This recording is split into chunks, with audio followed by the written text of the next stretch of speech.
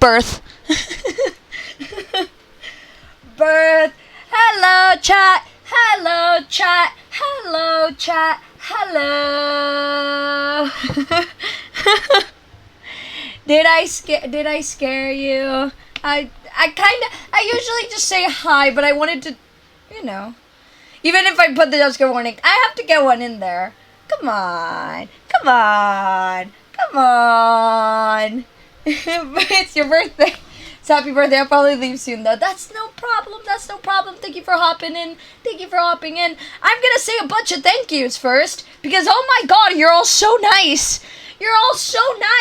I'm gonna say a bunch of thank you, and I'm gonna be saying thank you throughout because you're all awesome, and you're all awesome, and adult. which is crazy now. Now it's the moment where it's like, I've joked about it, and now it's actually here, and it's like, I feel exactly the same. Which it was to be expected. I didn't expect to suddenly, unlock magical powers or whatever. But yeah. But still, you can buy alcohol for us now. Hell yeah! Indeed I can. Now you may be saying, Ace, you're still in the starting soon screen. I know! It's because I may be 18, but I'm gonna talk about my presents like I'm an 8-year-old. Cause I've been, So I'm gonna keep saying thank you. First of all, if you couldn't tell by the tee-hee, way to be smooth. I'm joking. But, Bear made me a thing, and I'm very excited about it, which is why I haven't switched to the just chatting, because I set it up, and if I switched to the just chatting and didn't say anything before, you would immediately see it and immediately know. So, okay, so without further ado, here's, Bear's, birthday present, which, oh my god, I love it so much, and I hope you guys like it too. And I'm making this very dramatic. Eee!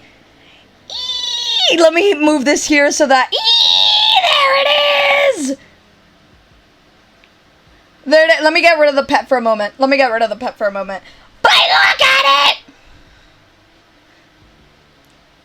it! I was just getting rid of the pet for a moment. But look at it! Look at it! Oh my god, it's so cool. I'm literally obsessed. I've just been like... Look at it! So yeah, I had to say something before I switched to the just chatting, because otherwise you would immediately see it, and it'd be like, I needed to say something beforehand. Alright? I needed to say something beforehand. It was important to me. The way it moves is so smooth. Right? I love it.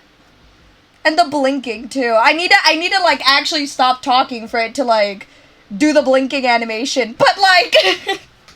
but how can I stop praising?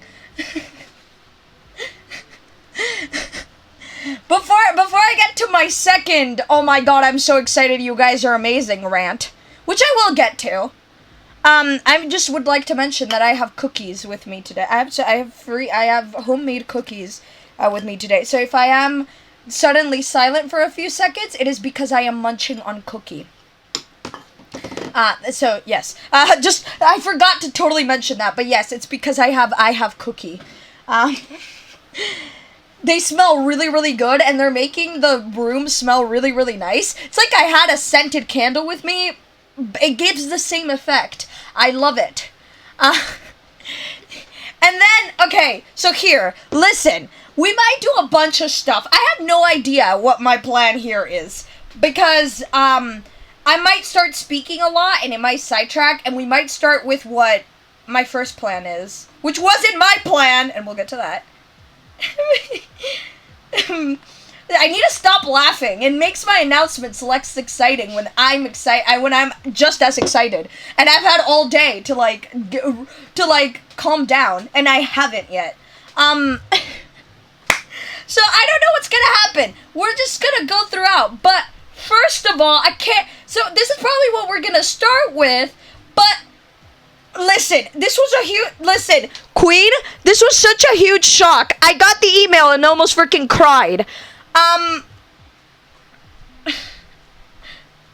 There's only one way to really.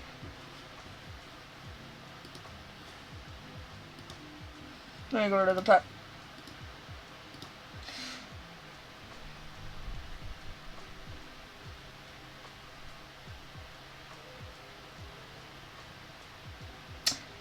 So, basically, I did not have the Step 2 DLC. I did not own the Step 2 DLC. And now I do. Thank you so much. Thank you so much. I don't, like, you say, like, it's something really, and, like, deserve it, and, like, I'm so grateful, and I'll keep thanking you for it, but honestly, thank you so much. Thank you so much. So yes. So, yes. That's the other thing I'm very excited about. That's the other thing I'm very, very much excited about. So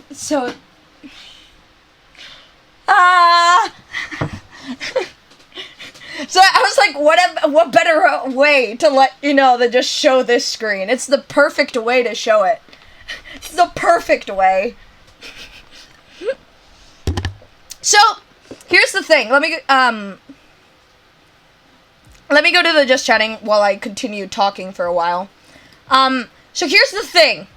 We have the Step 2 DLC now. Thank you to Queen again. I will never stop thanking you. Well, I might, because I know, but I do want to thank you anyway, because I'm really, really excited about it. I'm really, really excited about it. I'm really happy about it. A couple of things beforehand. So, here's the thing.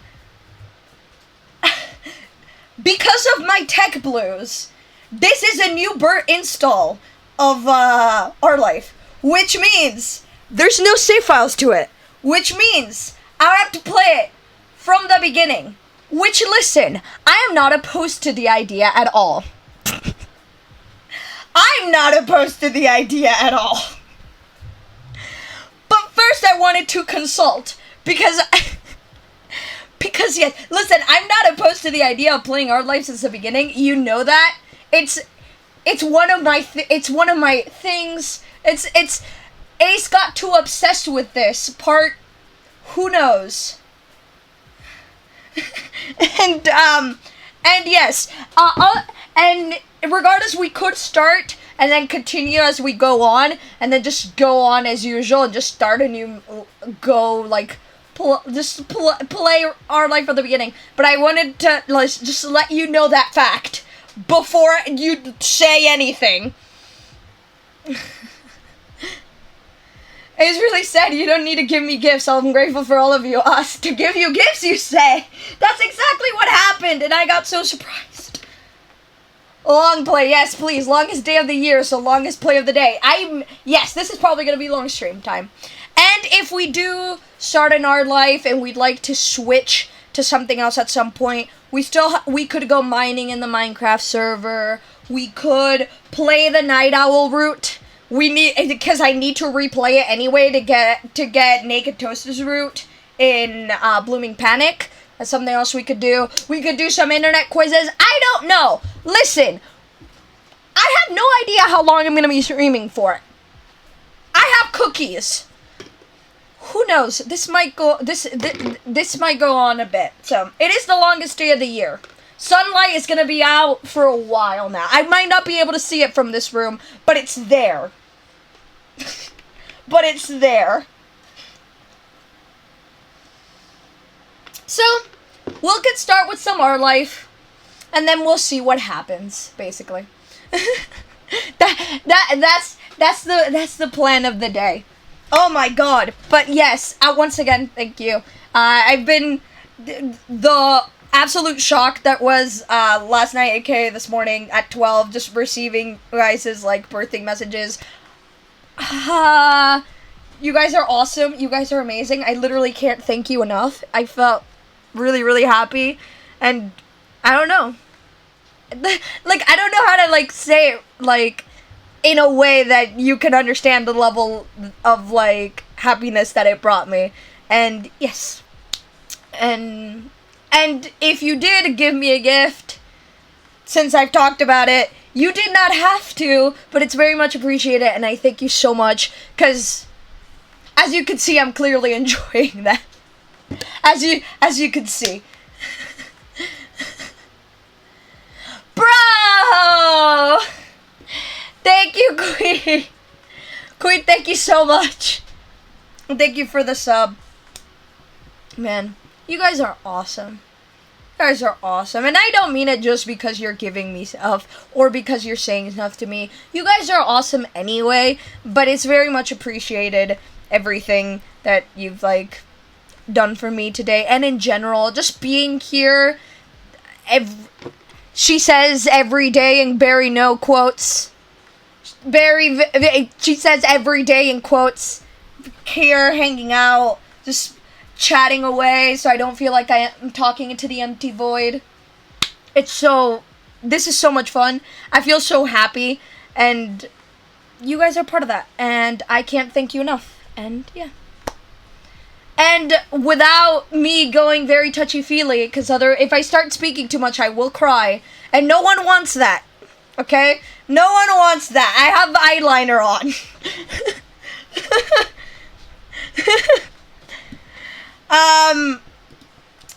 Let's get into a new file of our life, shall we? Let's get right into it. Let's enjoy. Let's cry for different reasons. Party emo effect. Indeed! Do you like my animated dancing? I find it so funny. It's so funny. Here we go. Woo! It's our lifetime. Do you remember this? Do you remember the tutorial screen? Who remembers the tutorial screen?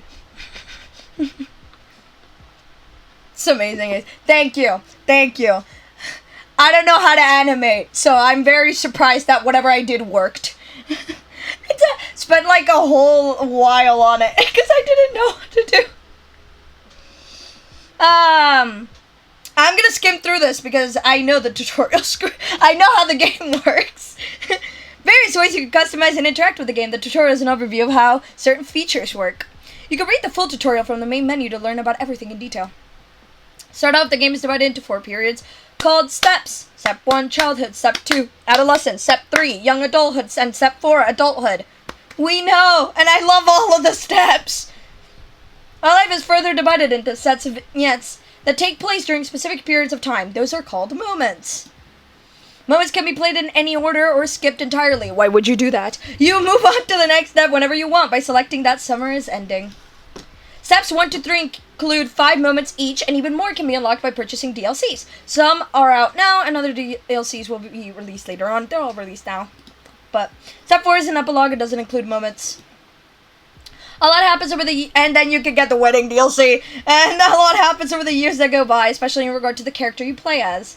You determine nearly everything about the main character: name, appearance, personality, pronouns, interests, skills, the relationships with major characters, and so on. You can decide to change the details as time goes on, with a few exceptions. Your last name, skin tone, and eye color can't be altered once set. Ali! Ali! Ali!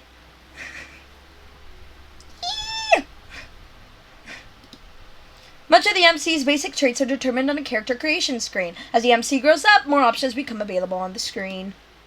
As mentioned, one of the decisions you'll get to make for your character is selecting a name. You can type in any name you like, or you can pick a preset name. What is your favorite dinosaur? I don't know if I have a favorite dinosaur. I know, I'm uncultured. It's happy birthday. Thank you.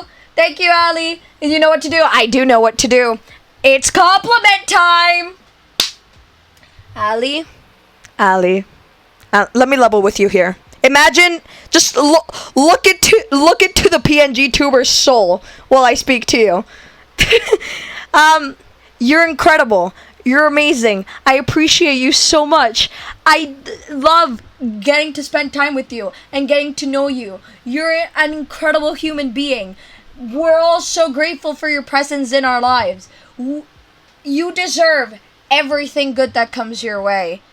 And thank you so much for absolutely everything, for being here with us, for spending time with us, for gracing us with your presence every day, because it truly wouldn't be the same without you, and we all love you so much. It's a nice and wholesome one today, because I'm feeling nice and wholesome. Or you can pick a preset name. Preset options are called voice names because the names will be voiced out loud by the romantic lead, which is something we didn't have the same time. The first time we didn't have it. We had when we played the Step 1 DLC when I got it for the first time. But now we get to play the entire game with the boys. Only the default name, Jamie, is included in the base game. Hundreds more can be added by getting a free boys name expansion DLC, which I have. The full collection of names is separated as a DLC because of how large it is. If you're not interested in that feature, you don't need to get it. I am very interested in that feature, trust me. Each name in the DLC belongs to or was selected by someone who supported this project. Also, I should change my category, shouldn't I? Shh. That would be important, yes. Professional streamer.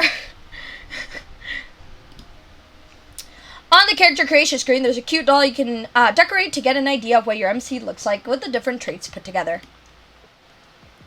Not all the things you decide about the MC appear on the doll. The script referencing what you've decided for the MC is the main way those decisions influence the game. First-person perspective. So your character doesn't appear next to other characters' sprite. You only see the MC as a decorative doll and in special cut-in CG images. Cut-in CGs only appear if certain choices are made. It's possible not to see any during a playthrough. So second type of special MC base screen, the interest comfort screen. Yes. Okay, let's go through this, because I know this. I'm pretty sure you know this, probably, if you've, even seen, one of my original playthrough of this. So, 4 levels: disinterest, fond, crush, and love. Love is only available starting in step 3, and if you were at fond or crush in step 2. Comfort determines how you generally react / think when it comes to him. There are 3 levels: nervous, relaxed, and direct. Your level of interest and comfort will set the type of dynamic your character has with the love interest. What you did in the past will influence the present, and feelings could change over time. You get to pick your interest / comfort near the beginning of every step. Comfort can switch between the 3 levels as you please. Your interest level can only stay the same or increase. Current level of interest will become the new lowest option on the screen in the future. For example, if you decide to be fond in step 1, disinterest will not be available in the screen in step 2 and 3, which will make fond the bottom level for your relationship. Interest level has an impact when it comes to physically interacting with Cove. While growing up, things are rather simple. If you get along with one another and have a close relationship, you could choose to touch him, and Cove will occasionally interact with the MC in lighthearted or comforting ways. But starting in step 3, touching can become more romantic or suggestive if you're at crush or love. To make sure things go nicely with that, there will be an extra choice to determine the initiative level and a bonus mini tutorial that goes along with the choice to explain the feature more in detail, which is wonderful. Oh, I remember so well. Basically, even if you decide you like Cove, the game won't force you to act on those feelings. You can always choose not to get together with him, choose not to accept or give romantic gestures, etc. If you do decide to date Cove, though, you can't break up with him later. Interest / comforts get the basics down, but it's the choices that appear throughout the normal game events that decide what actually happens between the MC and Cove. Yes. Alright, I'm gonna go through it kind of fast now, because I just kind of want to get started, and I know this, because yes, of course I have the yellow, blue, green options, just to show the tone. Blue tends to be casual, straightforward, yellow more emotional and reactive, and green less certain or uncommitted. Yes. Here we go. So basically, pick different options, color options. Don't just stick to one. Hope we have a nice time with our life. Thank you for playing. I always will have a nice time with our life. It's the fun time!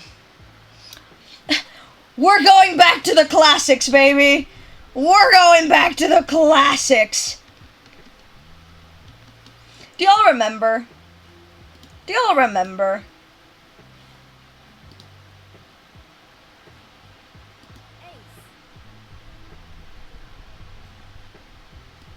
Yes, I'm very sure. Yes, I'm very sure. It's character customization time. My favorite. We're gonna be here a while because I love character customization.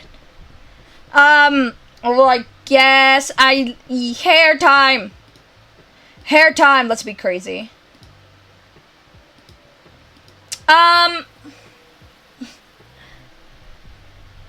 Is that an Ace V2? I didn't even notice until now. Oh my god, that's so cute. Bear made it. Bear made it. And yes, it is! Look at me in the corner. Look at me just bouncing in the corner. I can make myself bounce more. Wait, hold on. Wait. Wait. Ah! Oh my god, oh my god, oh my god, oh my god, oh my god, oh my god, oh my god.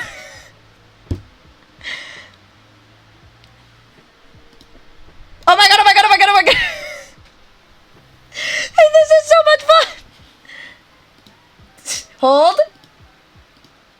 Oh my god. Oh my god. Oh my god, oh my god. Oh my god. Ah.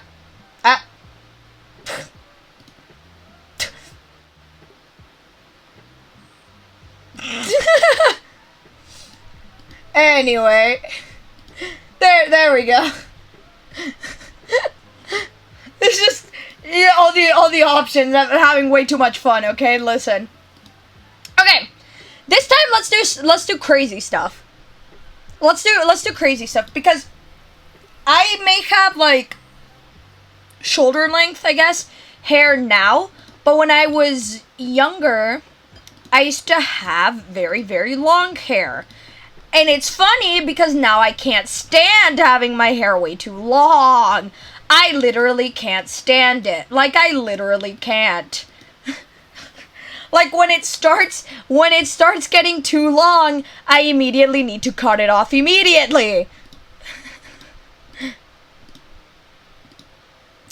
But, for now, we can have wavy hair.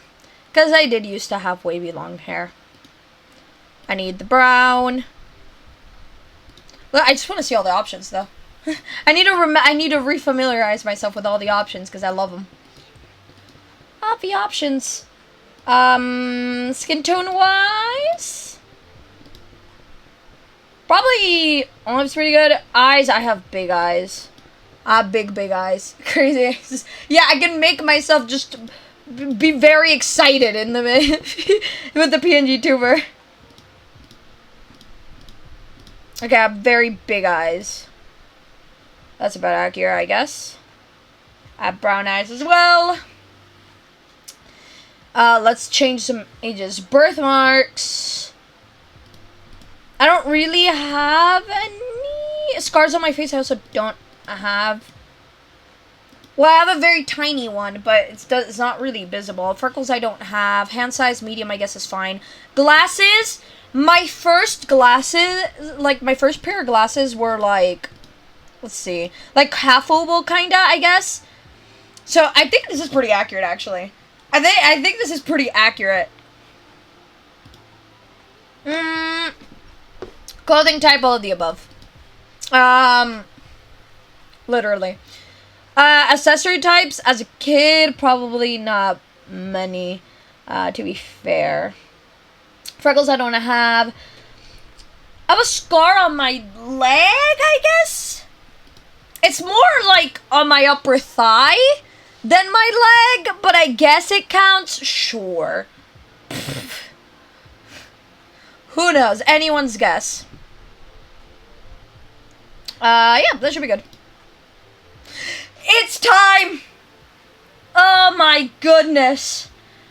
Oh, Sunset Bird, it is good to be back. Ah! Ah! Wait. Let me... Wait.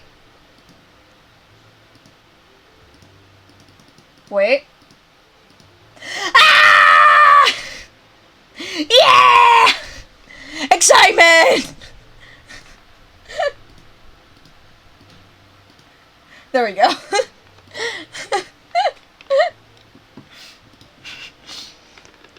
This is too much fun. Summer in Sussex was a special time of year. Your usually sleepy town began to bustle. I'm so excited!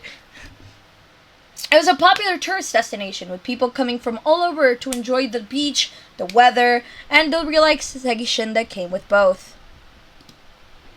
The smell of the ocean, crisp and salty, hung in the air, bringing 3 whole months of school-less vacation with it.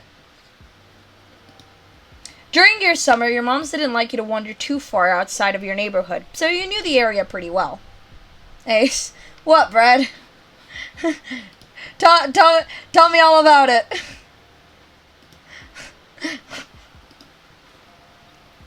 Tell me all about it. Give me just a second. I want to check something. Doot. Boop, boop. I always forget, what's your favorite color? Blue. Blue's my favorite color. If you ask for a specific shade of blue, I probably won't be able to give you just one. I like basically any shade of blue. So yes. During the summer, your moms didn't like you to wander too far outside of your neighborhood, so you knew the area pretty well. That included the people. Families came and went from Sunset Bird, but they mostly stayed and did what your moms called putting down roots. They built businesses, they got to know each other, and they definitely said hello to the nice young kids who waved when passing their stores. Going for a walk around town mostly meant that the familiar, friendly residents waved or asked how your family was, or most often just said hello. I'm coughing. I'm dying. You didn't really get why they always had to say hi. They saw you every day, but you nodded back at them anyway. You ended up saying hi to a lot of different people, since most of the tourists that came and went every summer were the same ones. You were too anxious to say hi back to most of the other residents that greeted you, but they all knew you well enough to respect that. I'm gonna pick this one, I guess? Sure. You enjoyed learning all about where they were visiting from and hoped to visit those places one day too. But today there was a man sitting on the curb outside your house. He was sitting with his head in his hands, his whole body slumped over, and you wondered if he was even a real person, or a statue that had magically sprung up from the ground overnight. Whoever or whatever he was, you had never seen him before. One thing about knowing everyone in Sunset Bird was that people who you didn't recognize really stood out. It was rare for tourists to venture into the residential district, as your moms called it. So, for you, not knowing who a total stranger was set off a lot of red flags. Your moms had a talk with you and your big sister Lizzie about this kind of situation before. You hadn't exactly been listening at the time. You think it would be okay to talk to new people. They mentioned that some people aren't good to talk to, but other types of people can help you even if you don't know them. You remember that it's okay to run away if you feel uncomfortable. You don't have to worry about being polite then. I'll choose another one. You weren't sure about this man yet. Still, you felt a bit scared knowing that he was blocking the way to your front door, but you were pretty interested. You wanted to know more about what was going on. Whether he was nice or not, you didn't want to be bothered. I'm picking the first one. Even though I know why, but it's fine. Shh, it's fine. It's fine. You slowed down, your mind racing for ideas on how to get past him unseen, but it was too late to escape. There was a split second where your eyes met and you took in a shaky breath, your eyes darting to the sky, pretending to stare at a bird who was hovering nearby. Smooth. Good strategy. Hey. His voice startled you and made you jump, but still you didn't look at him. The bird landed on top of a nearby gatepost, and its black feathers ruffled against the gentle breeze. Trying to keep your eyes on it was tough, especially when the man stood up and started to make his way towards you. Not wanting to seem too approachable, you folded your arms and stared. Still unsure about him, but willing to be friendly, you offered the stranger a smile. Your whole body was frozen in place as he approached. Let's offer a smile. The man gives a grin of his own back. Hey, here he is! Here he is! Do you live around here? What's your name? You looked a man up and down, taking in his tanned skin and relaxed appearance. At least his clothes were relaxed. The way he was acting wasn't. He had sharks on his shorts and a stingray tattoo. You wondered if he was obsessed with the ocean or something.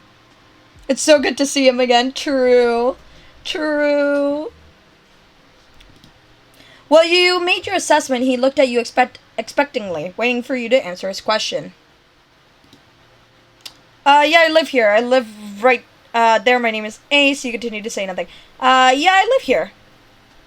That's great! Hold on, let me check just one thing. I'm pretty sure I'm fine, but I just want to check one thing real quick. Configuration.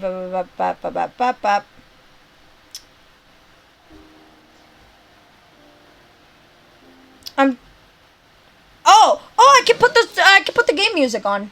Technically, right? I should be fine too, right? She says with confidence.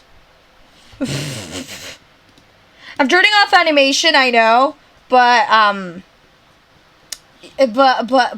you know, it just slows stuff down a lot of times for me, and I can't and I'd rather have no animations and it be smoother than have animations and it just, you know, die.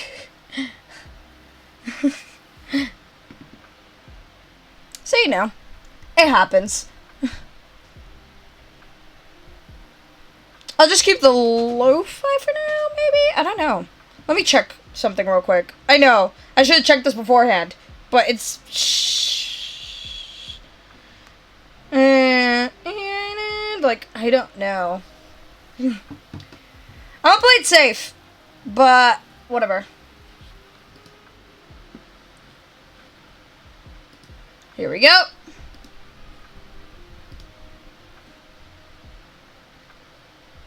Are we good? Are we good? I don't know if we're good or not. Are we good? Yes, I think we're good. Hopefully. In theory. Yes? Ah, you know what? Hold on. Hold. We'll risk it a tiny bit. Let's... Because I'm curious. So, I guess we can make the sacrifice.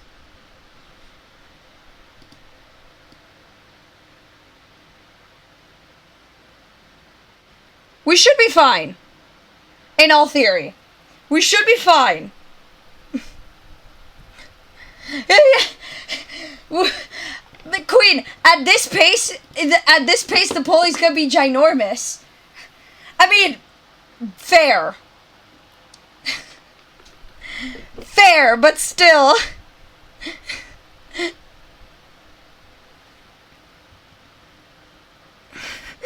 I just find it funny. It's like you add people basically every day. Yesterday was Quest. Today. Oh, yeah. Okay, there we go. There we go. We're here.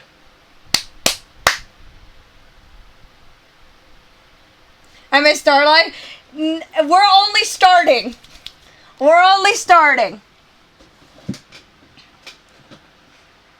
I know, but the more the merrier. I mean, fair.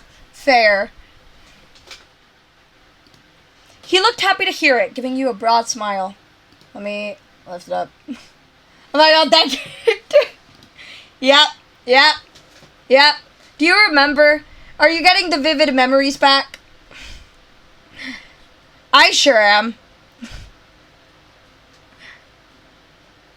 Are you getting all the memories back?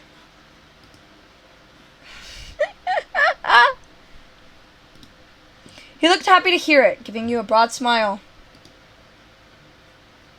Here we go! He reached into his pocket and pulled out a clean $20 bill. It crinkled in his hand as he held it up to you. Hitting so much nostalgia, yes. Even more confused than before, you looked back at him. Well... Could you do me a favor? Nothing bad. Sorry, I should have... Let me start over. He cleared his throat and stood up straighter. From where you were standing, it just made him look creepier. I have a son. His name is Cove, who's about your age. Cove, that seemed like a strange name for an actual living person to you. You chewed on the inside of your cheek. This guy was definitely obsessed with water. You thought that was pretty cool. You've never met anyone with that name. We moved in across the street, see? He gestured towards the house that had been empty for a year, his watch catching the late afternoon sunlight and reflecting off the walls. The gigantic for sale sign was finally gone. You must be Ace Pixelis, right? I met your moms earlier and they told me you were 8, just like him, so... He shook the $20 bill to bring it back to your attention, a hopeful smile tilting his lips at the corners. Can you try to be friends with the boy? Just give it a chance and you can keep this. He's a good kid. You'll like him. Do you mind? But you've got to keep it a secret too, okay? It wouldn't be friendly to say his dad sent you. You're out of the mind. You kind of felt sorry for Cove. Did other kids really get their parents to pay for their friendship?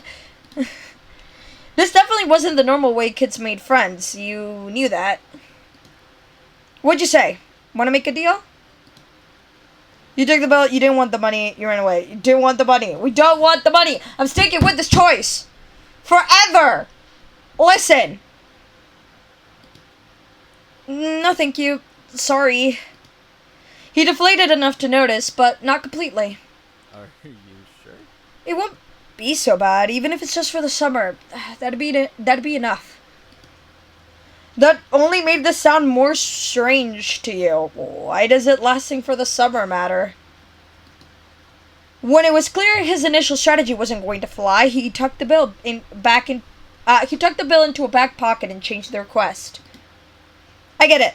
You don't have to. Would you be comfortable with he and I coming by for a normal visit? No money involved? Yeah, I want to meet him. Okay, you could do that, I guess. You'd have to ask my moms. You didn't answer them. Okay. You could do that. His smile got bigger again. His eyes crinkled at the sides. I'll bring him by tomorrow. I wanted him to meet and greet with the neighbors today, but... Well, I don't know where he's got off to. He laughed when he said that, but with the way his face looked, you thought he actually wanted to cry. If you see him, can you tell him to come home? Come on home? I don't know how to read. He's got a pink cast and glasses. You can't miss it. Sure thing. I could try. Okay. Okay. This definitely wasn't the normal way kids made friends. You knew that, but you were still gonna try and help. We say no to the cash. We're not looking for a sugar daddy. We're like 8 years old. We don't want money. We're busy eating sand and looking for shells and stuff. Exactly. Oh, bread! Bread! Oh,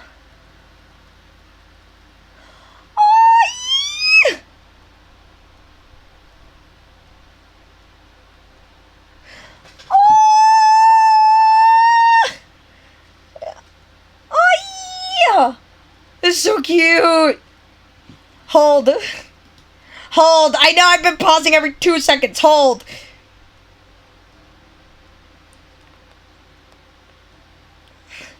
What happened? Brad made me a little birthday card! I know!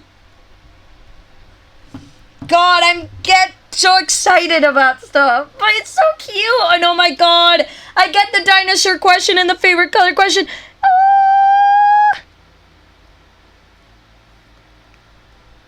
Aww. I'm so touched. You guys are awesome. Man.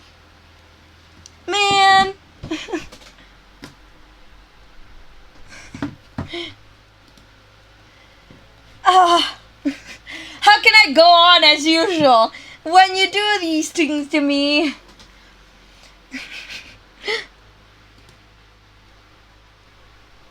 The man smiled and reached out to pat you on the head, paused before doing so, then pulled his hand away instead.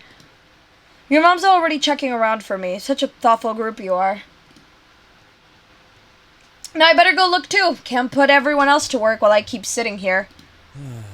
I thought he might come back and... That's not important. That's not what's important. I have to go. There it is. We need to see the card.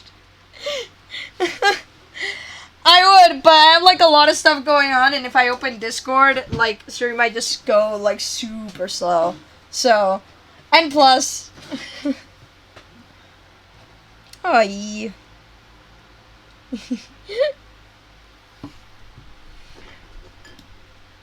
Thanks again, Snace. So much. He jogged off down the street without another word. I'm eating a cookie. Hold.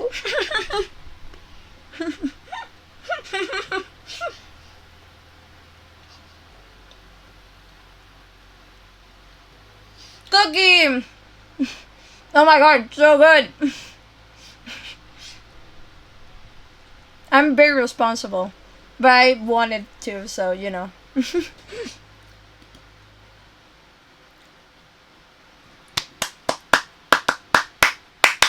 Step 1, first sight! I'm so excited. It's time to relive this moment. The chirping of crickets in the tall grass greeted you, quiet and familiar. I can send it in the spam channel if you want. If you want to, yes. The chirping of crickets in the tall grass greeted you, quiet and familiar. From the top of the hill, you could see the ocean. As you walked, you listened to the crash of the waves on the shore and the seagulls squawking as they settled down for the night.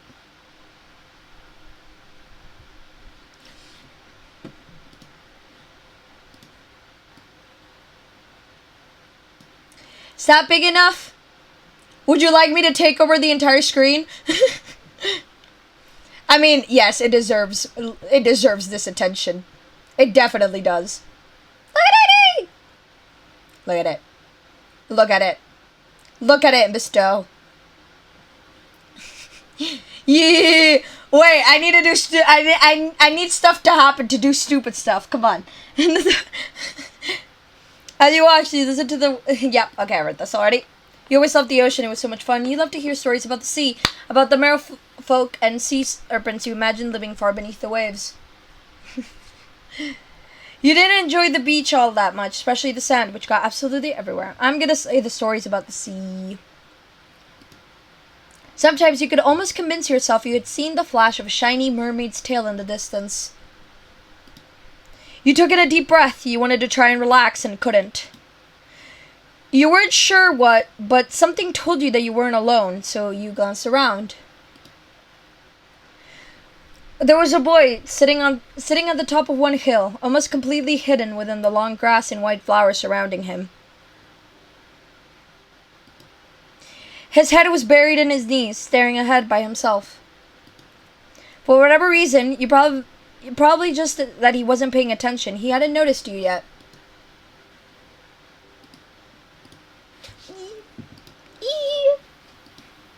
You watched him a minute longer, feeling a little bit like you'd found a deer in the wild.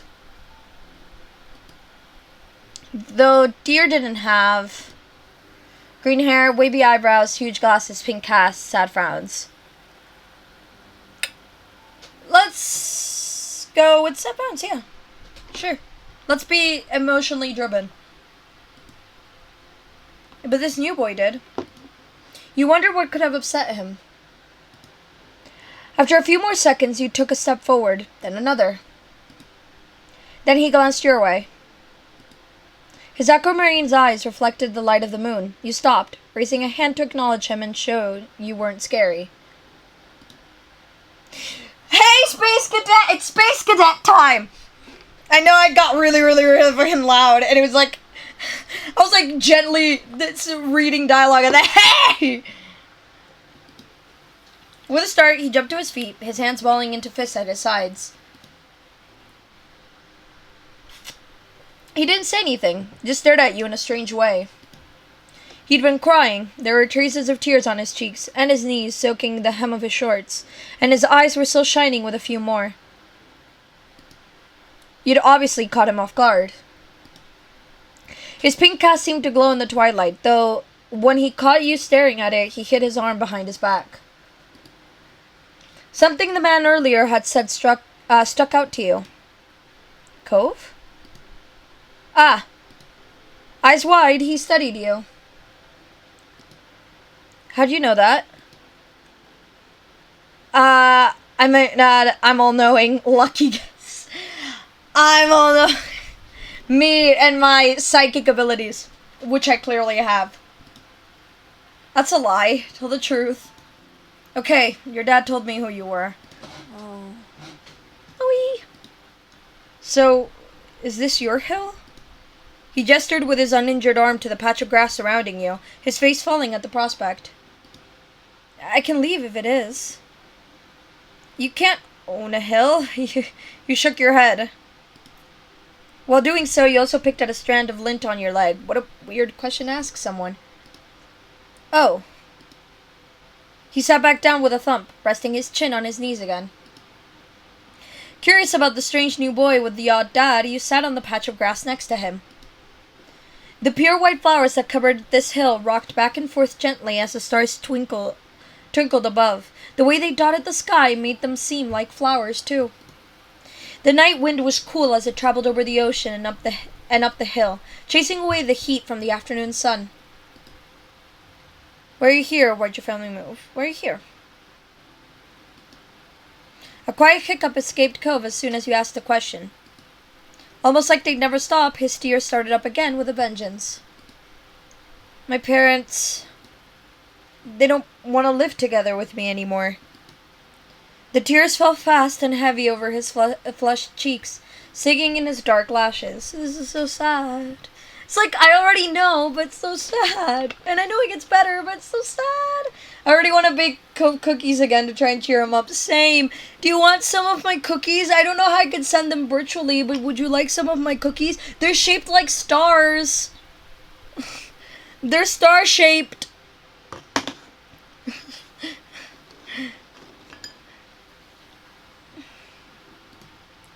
My mom made my dad leave, and he took me with him, and now we have a house here, and I want to go home.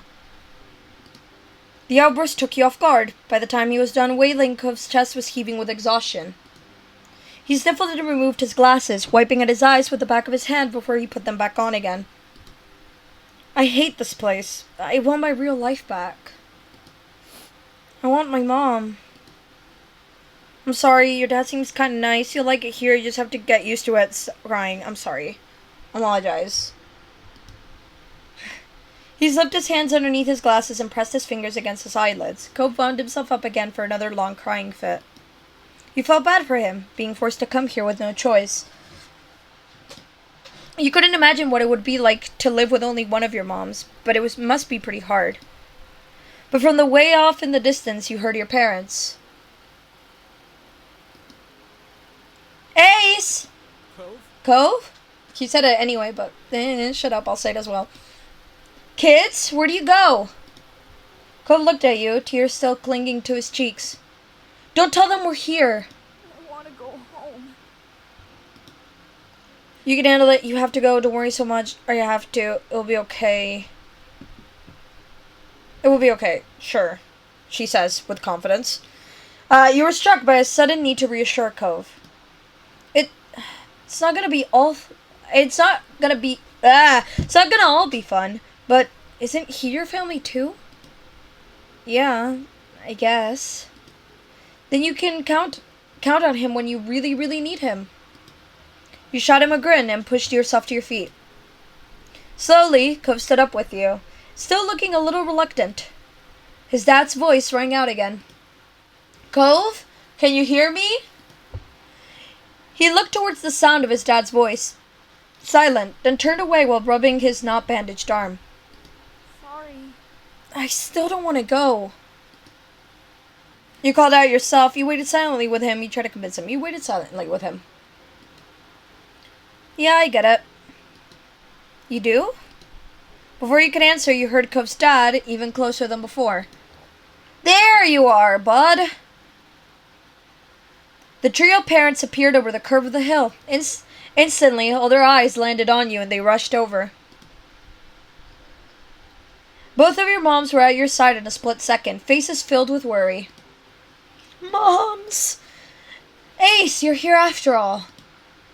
We had been at the park to check for Cove and then heard what happened earlier when you met the new neighbor. I thought you might have gone off further away.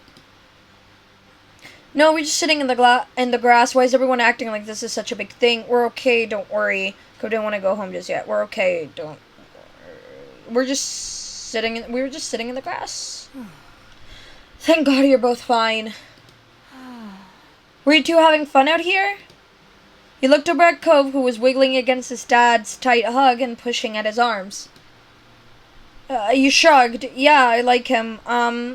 He's good. I think I'm gonna marry.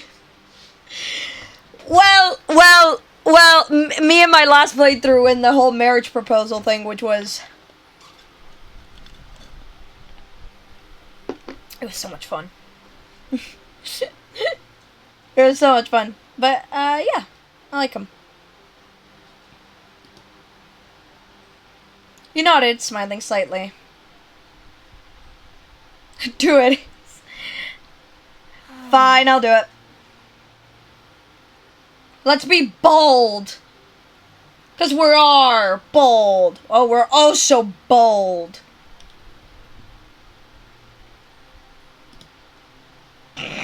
You nodded, smiling slightly. Oh? That's wonderful. Indeed. Found the love of my life. Knew it for the first 2 seconds. When you know, you know.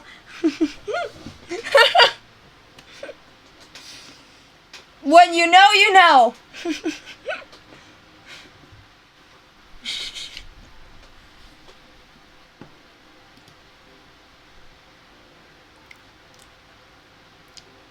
Oh, damn. Oh, damn. Why are you so slow all of a sudden? What happened? Are you good, fam? Me, talking to my OBS.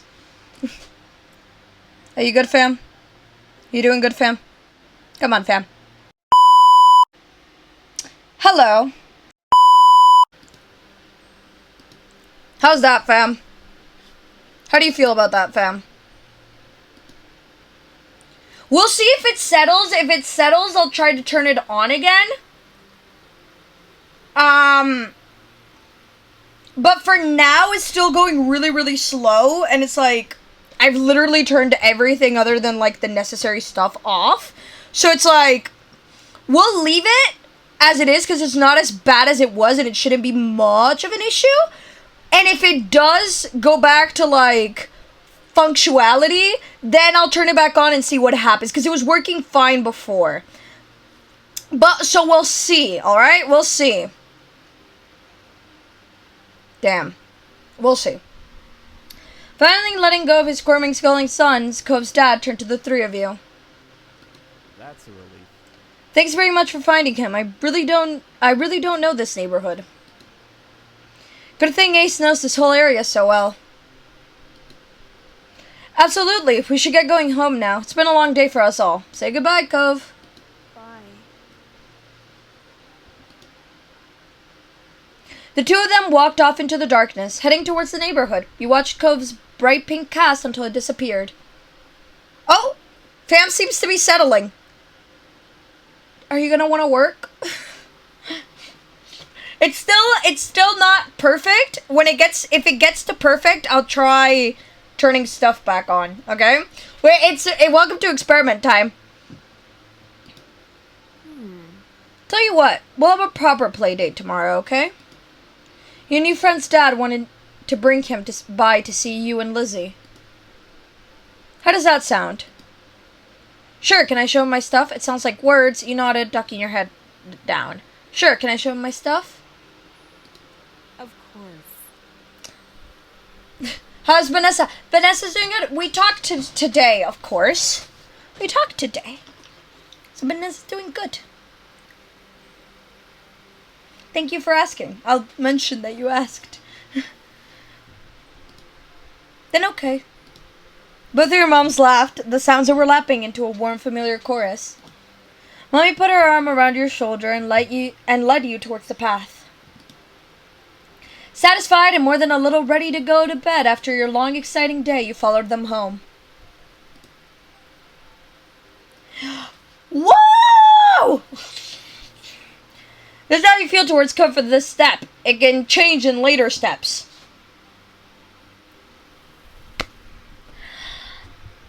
Hey, chat. What do we want to do? This is important.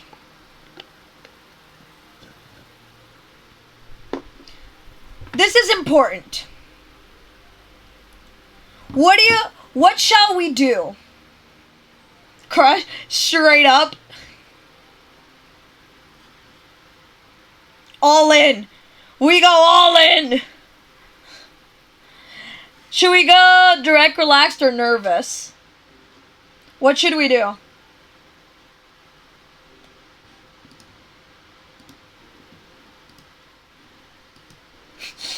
Okay, so we're going with crush. We're going all in. We're going all in.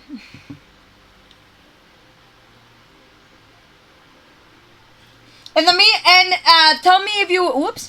me if you'd rather direct, relaxed, or nervous. In the meantime, I'm gonna try the VTuber again. Well, not the PNG tuber. See if it wants to.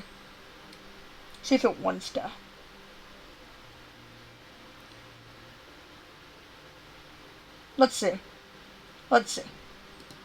Nervous? I don't think we've ever done nervous, so I guess we could. Because I don't think we've ever done I don't think we've ever done nervous. So it could be interesting. Sure, let's do it. Let's go for it.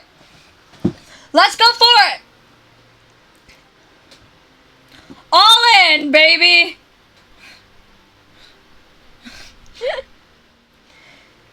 Begin step 1 at nervous crush. You won't be able to change it again until step 2. I'm okay with that. And then at some point we can try direct, because I've never tried direct either. I think for the entire first playthrough, we went with relaxed. I think, if I remember correctly.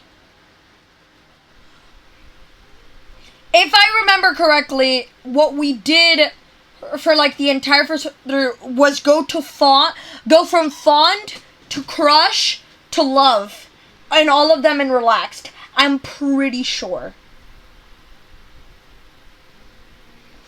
At least that's what I remember.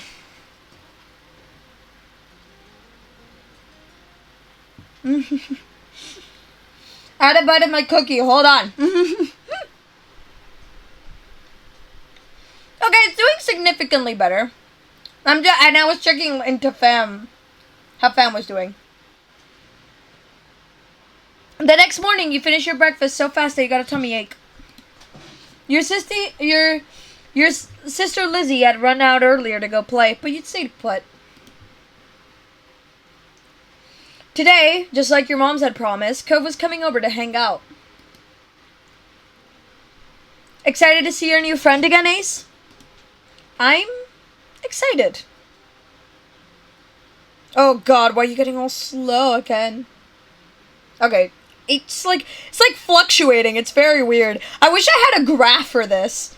It's so interesting. I wish I had a graph. I would love to graph this.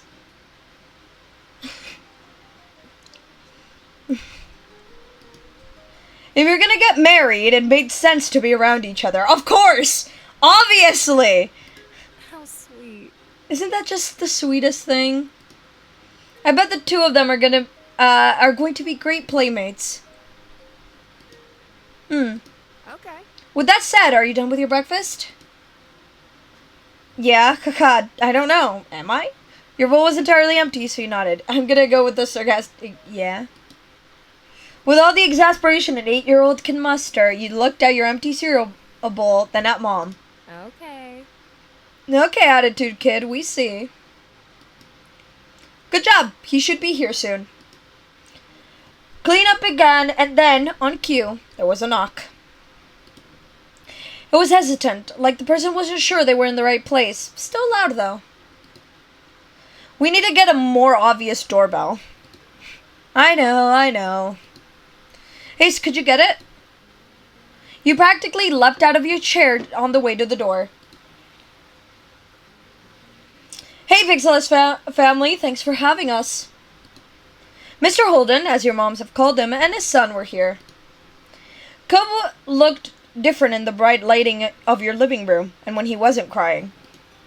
With his dad standing in front of him and Mom and Mommy behind you, you and Cove looked at each other.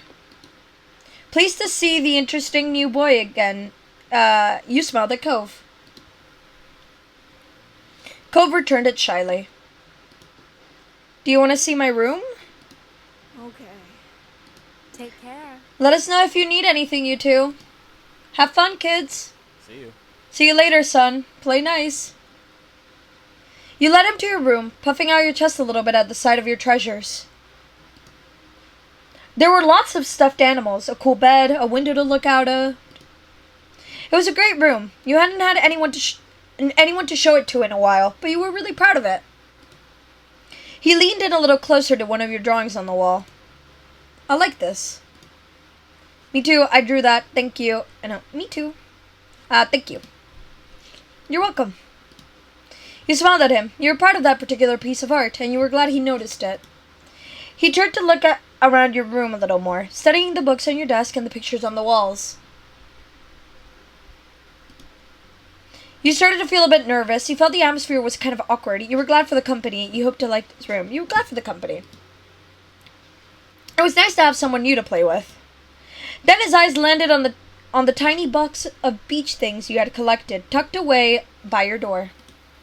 He took a step towards it before hesitating and pointing at it and said, "What's that?" "A quart of stuff I found on the beach." Oh. "Do you have any driftwood in there?" Dragging the box into the middle of the room, you and Cove flopped down next to it. Yeah. You gestured to a piece at the bottom, still covered with specks of sand. Neat. This is a good collection. You got the sense from the tone of his voice that he wasn't just saying it to be nice, or to be like Shiloh. He actually meant it.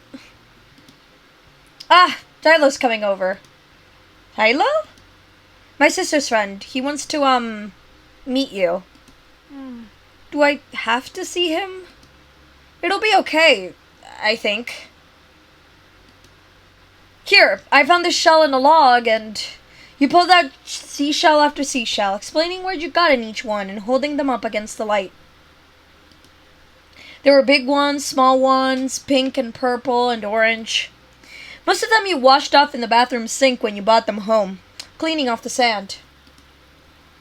Over the past few years, you'd even learned some of their scientific names. The collection was so huge and varied that you had lots of fun stories to tell for all of them. Your voice faltered a little bit, but you kept going as best you could. The collection was so huge. I flex. Apparently fascinating, either by the stories or by the shells themselves, Cove listened with what looked like to be the full force of his attention.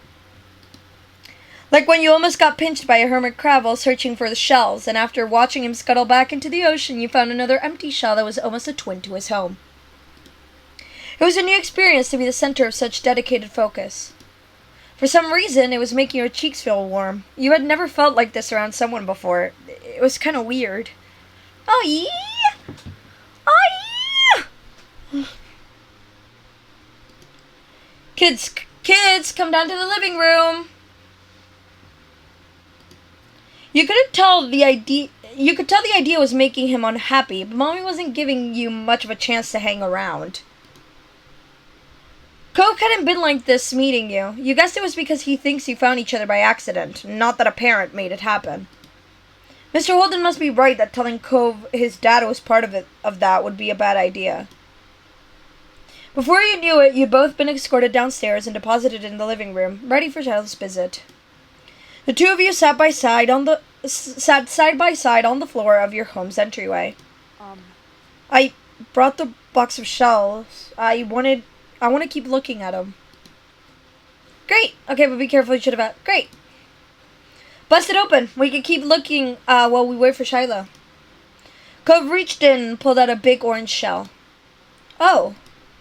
Like he hadn't spoken out loud yet, he turned to you and held it up, his eyes shining. I think this one is the best of them.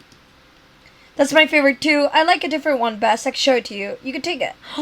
I remember this. He doesn't accept it, but I'm still gonna offer it. I remember this. Cove looked at you in surprise, his eyes going wide. Really? Sure. You like it a lot, right? Uh-huh, but I don't want to take it from you. It's okay. You got the impression he was hesitant to accept something because he didn't know you very well. You insisted. No, it's okay for you. You pushed the shell against Cove's chest, willing him to receive the present, but Cove firmly shook his head and kept his arms tightly at his sides. It was a battle you couldn't win, at least not today. Cove was your neighbor now. Maybe you could give it to him another time.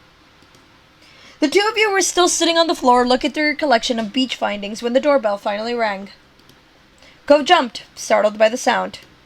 Since the person hadn't knocked, he figured it was probably Shiloh. He knew where to look for that. Lizzie's friend? You nodded, but that didn't seem to make Cove feel better.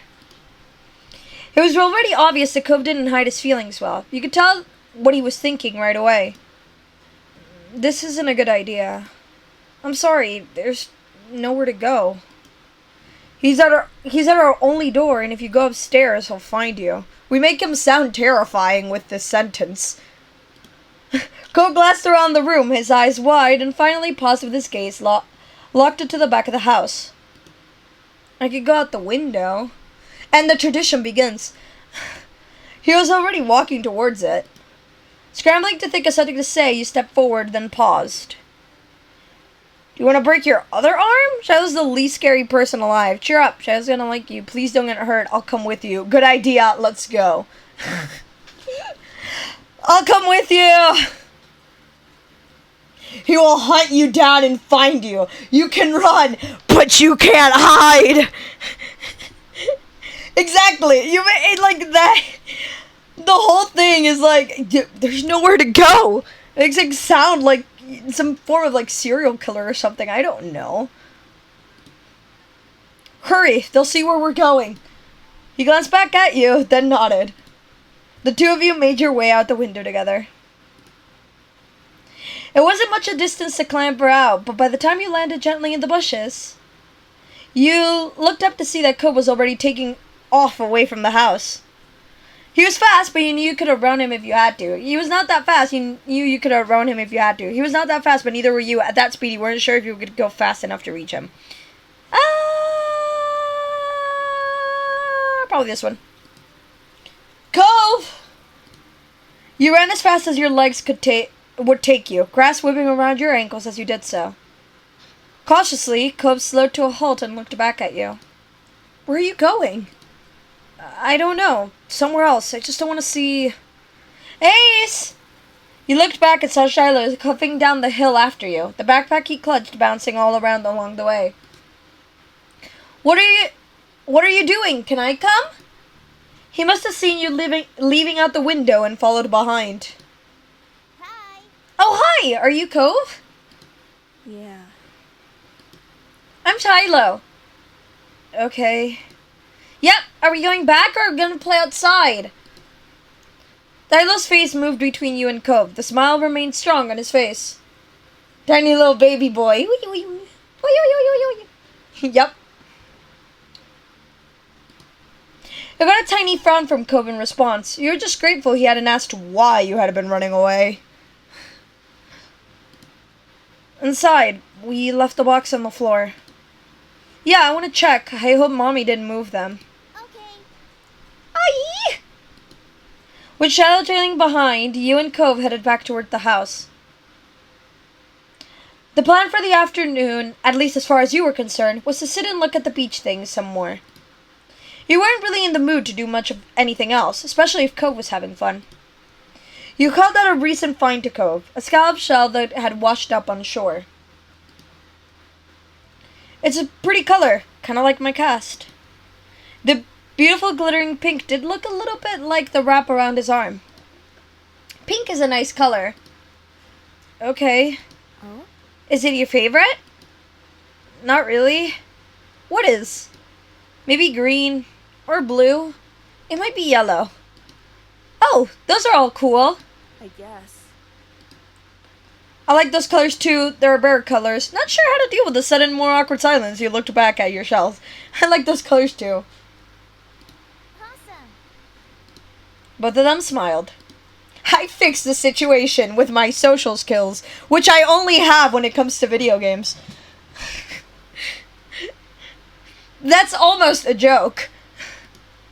Lizzie was his favorite. Without her around, Shiloh didn't seem to know what to do with himself.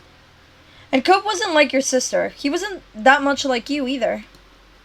Is Lizzie coming back? Don't know. Aw. Where'd she go? I think she's at the beach. Probably. Is she playing at her park? Cove's eyes lit up at the mention of the park, and he looked towards you. There's a park?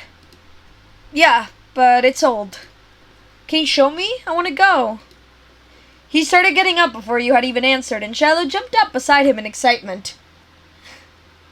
I mean, like, who needs social skills IRL when there's Cove? Exactly. I could just sit here and do unhealthy coping mechanism things and just play visual novels to feel like I'm speaking to people more. And falling in love and doing all fun stuff.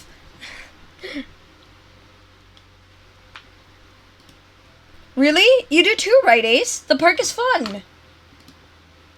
I love it. The park's pretty great. No, I love it. Yeah. It's right at the beach, so there's a lot of fun stuff to do. And lots of sand.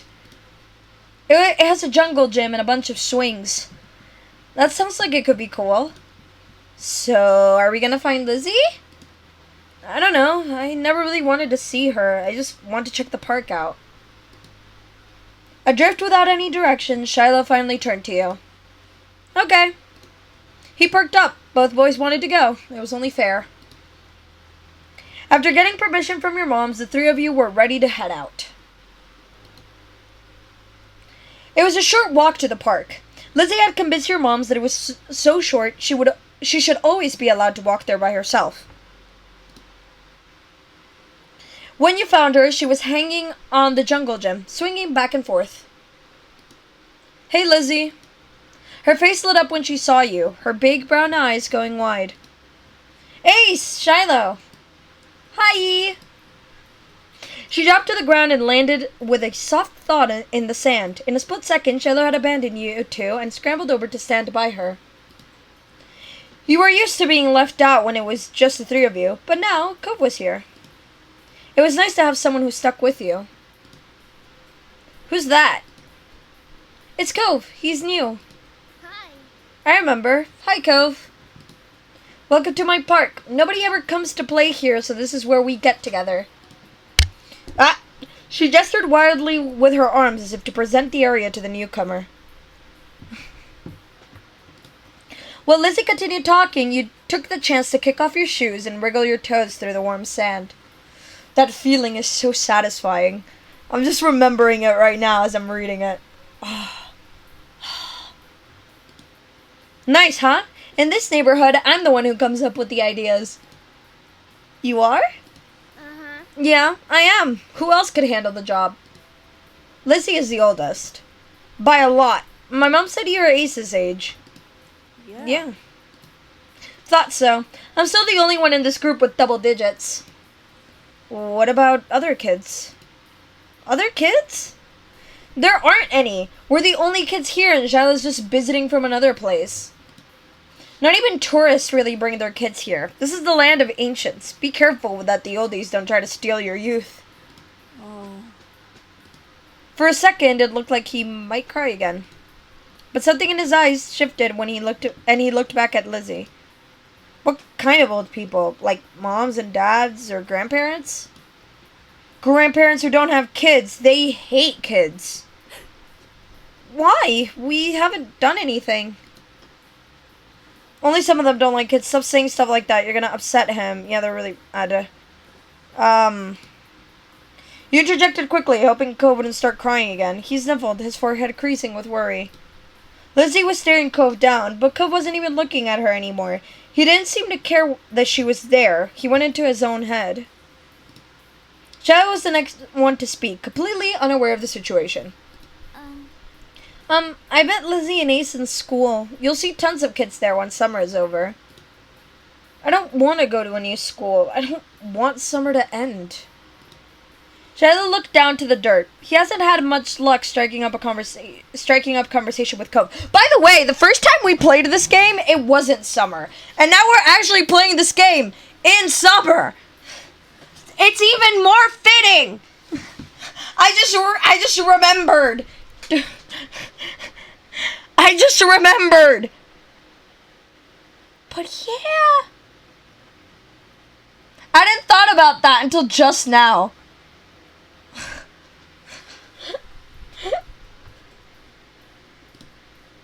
I like summer vacation a lot too. All the building tension in the air suddenly vanished when Lizzie laughed. At Shiloh's discomfort at how weird she thought Cove was, at something else entirely, didn't really know, but she laughed, face crunching up. Okay. Welcome to Sunset, Bird Cove. Take a seat, put up your feet, and get used to it. Same. He offered him a small smile, and that, at least, looked to reassure him some. For the rest of the summer, Cove was always there. You saw him more often than Shiloh, and on some days, when she was in a bad mood or busy, you even saw him more than Lizzie. He became a staple of your everyday life, the way sun and lunch and the beach were. Looking back on it years later, you would realize that you'd had a tiny crush on him right away. One that made you want to spend as much time with him as you did. Of course, that was only the start of things. Woo! Moments time! Moments time! We all know this is where the fun bit begins. This is where it's all fun, but this is where the real fun starts. What should we go with first? Moments time. We love moments time. All the moments. Of course, we're doing all of them. We're doing all of them. We're doing all of them, honey. Of course we are. The excitement is real. Which one shall we do first? Does anybody have any preferences right away? While I take a sip of water.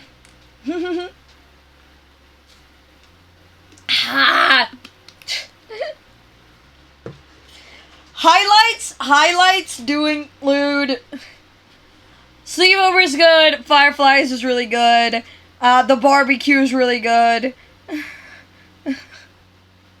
We can start with shopping and get a little keychain. Oh my god, yes. Listen. Oh, I should have put on my dolphin earrings for this. I should have put on my dolphin earrings for this. No, I should have also put on my anklet. Damn it! I lost 2 great opportunities. Damn it! I'm so mad at myself. Damn it! To you, it makes no difference anyway, because you wouldn't have been able to see him anyway, but to me, it adds to the experience. Damn it, I lost 2 great chances here. Man! Why did I only think of this just now? Damn it. Why do all my good ideas happen now? Damn it. Damn it. Damn it.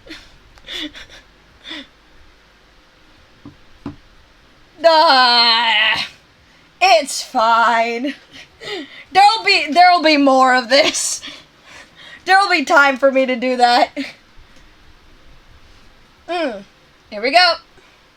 Come back before it gets dark, alright, sport?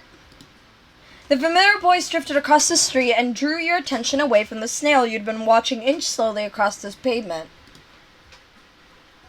Cove waited in front of his dad, pushing his green hair back off his face from where the breeze was blowing it over his glasses.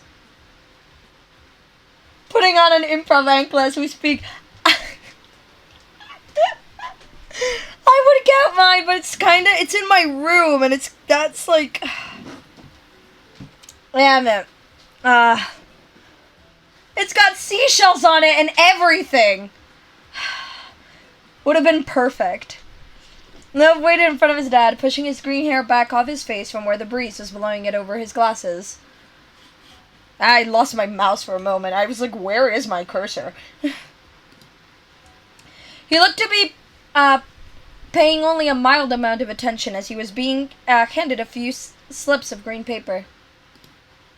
It reminded you of when you'd first met Mr. Holden, although he's probably not paying Cove to be friends with himself. That would be even weirder. Cove's dad seemed to feel your gaze somehow, or maybe you made a noise, because a second later his eyes were on you. He waved you over with a smile. He looked happy to see you, but you still felt a little weird for getting caught. You've got to learn how to be more sneaky. You brushed your hands together to free them of sand, then jogged over to join the two, smiling at Cove first, and then his dad. In turn, Cove shuffled his feet in place as you got closer. Ace. Hi. The voice name DLC is the best thing. Oh my goodness. Oh my goodness. And this is for free?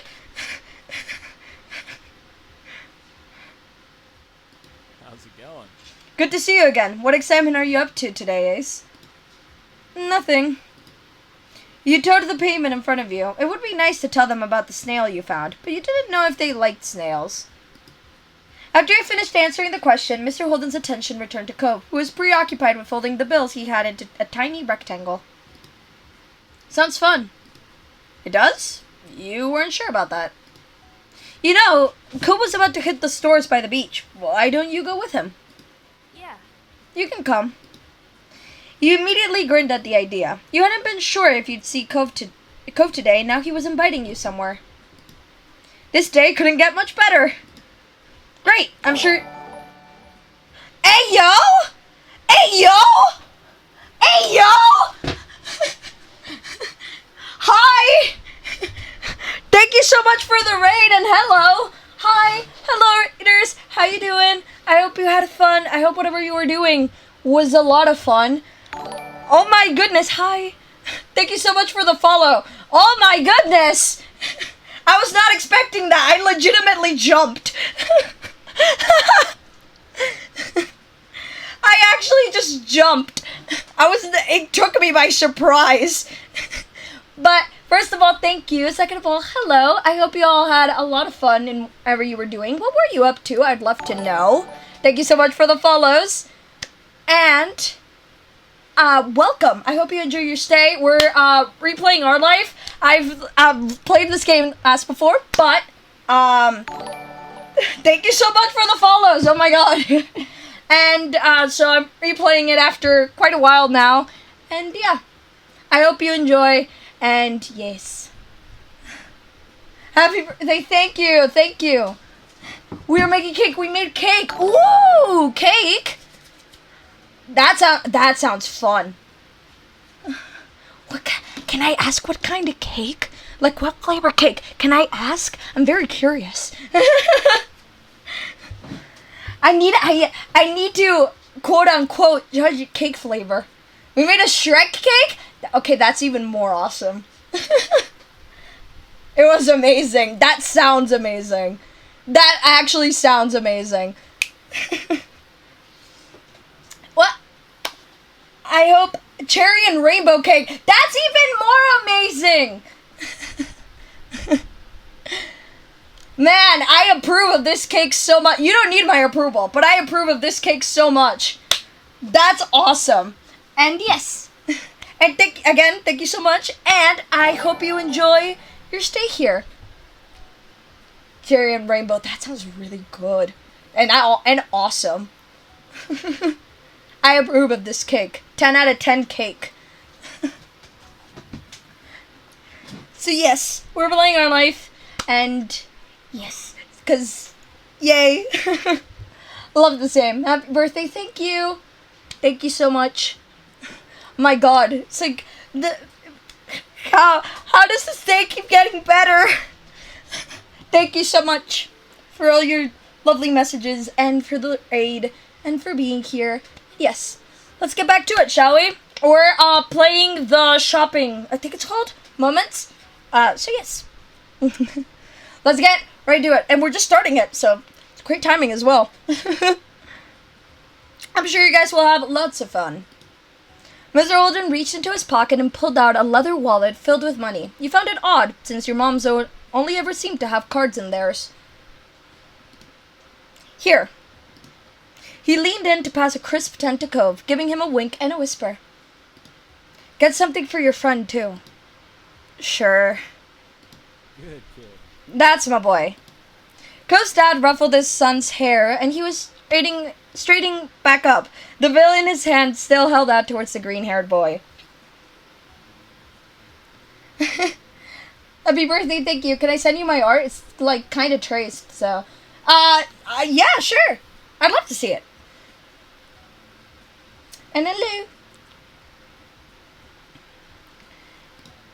Take care.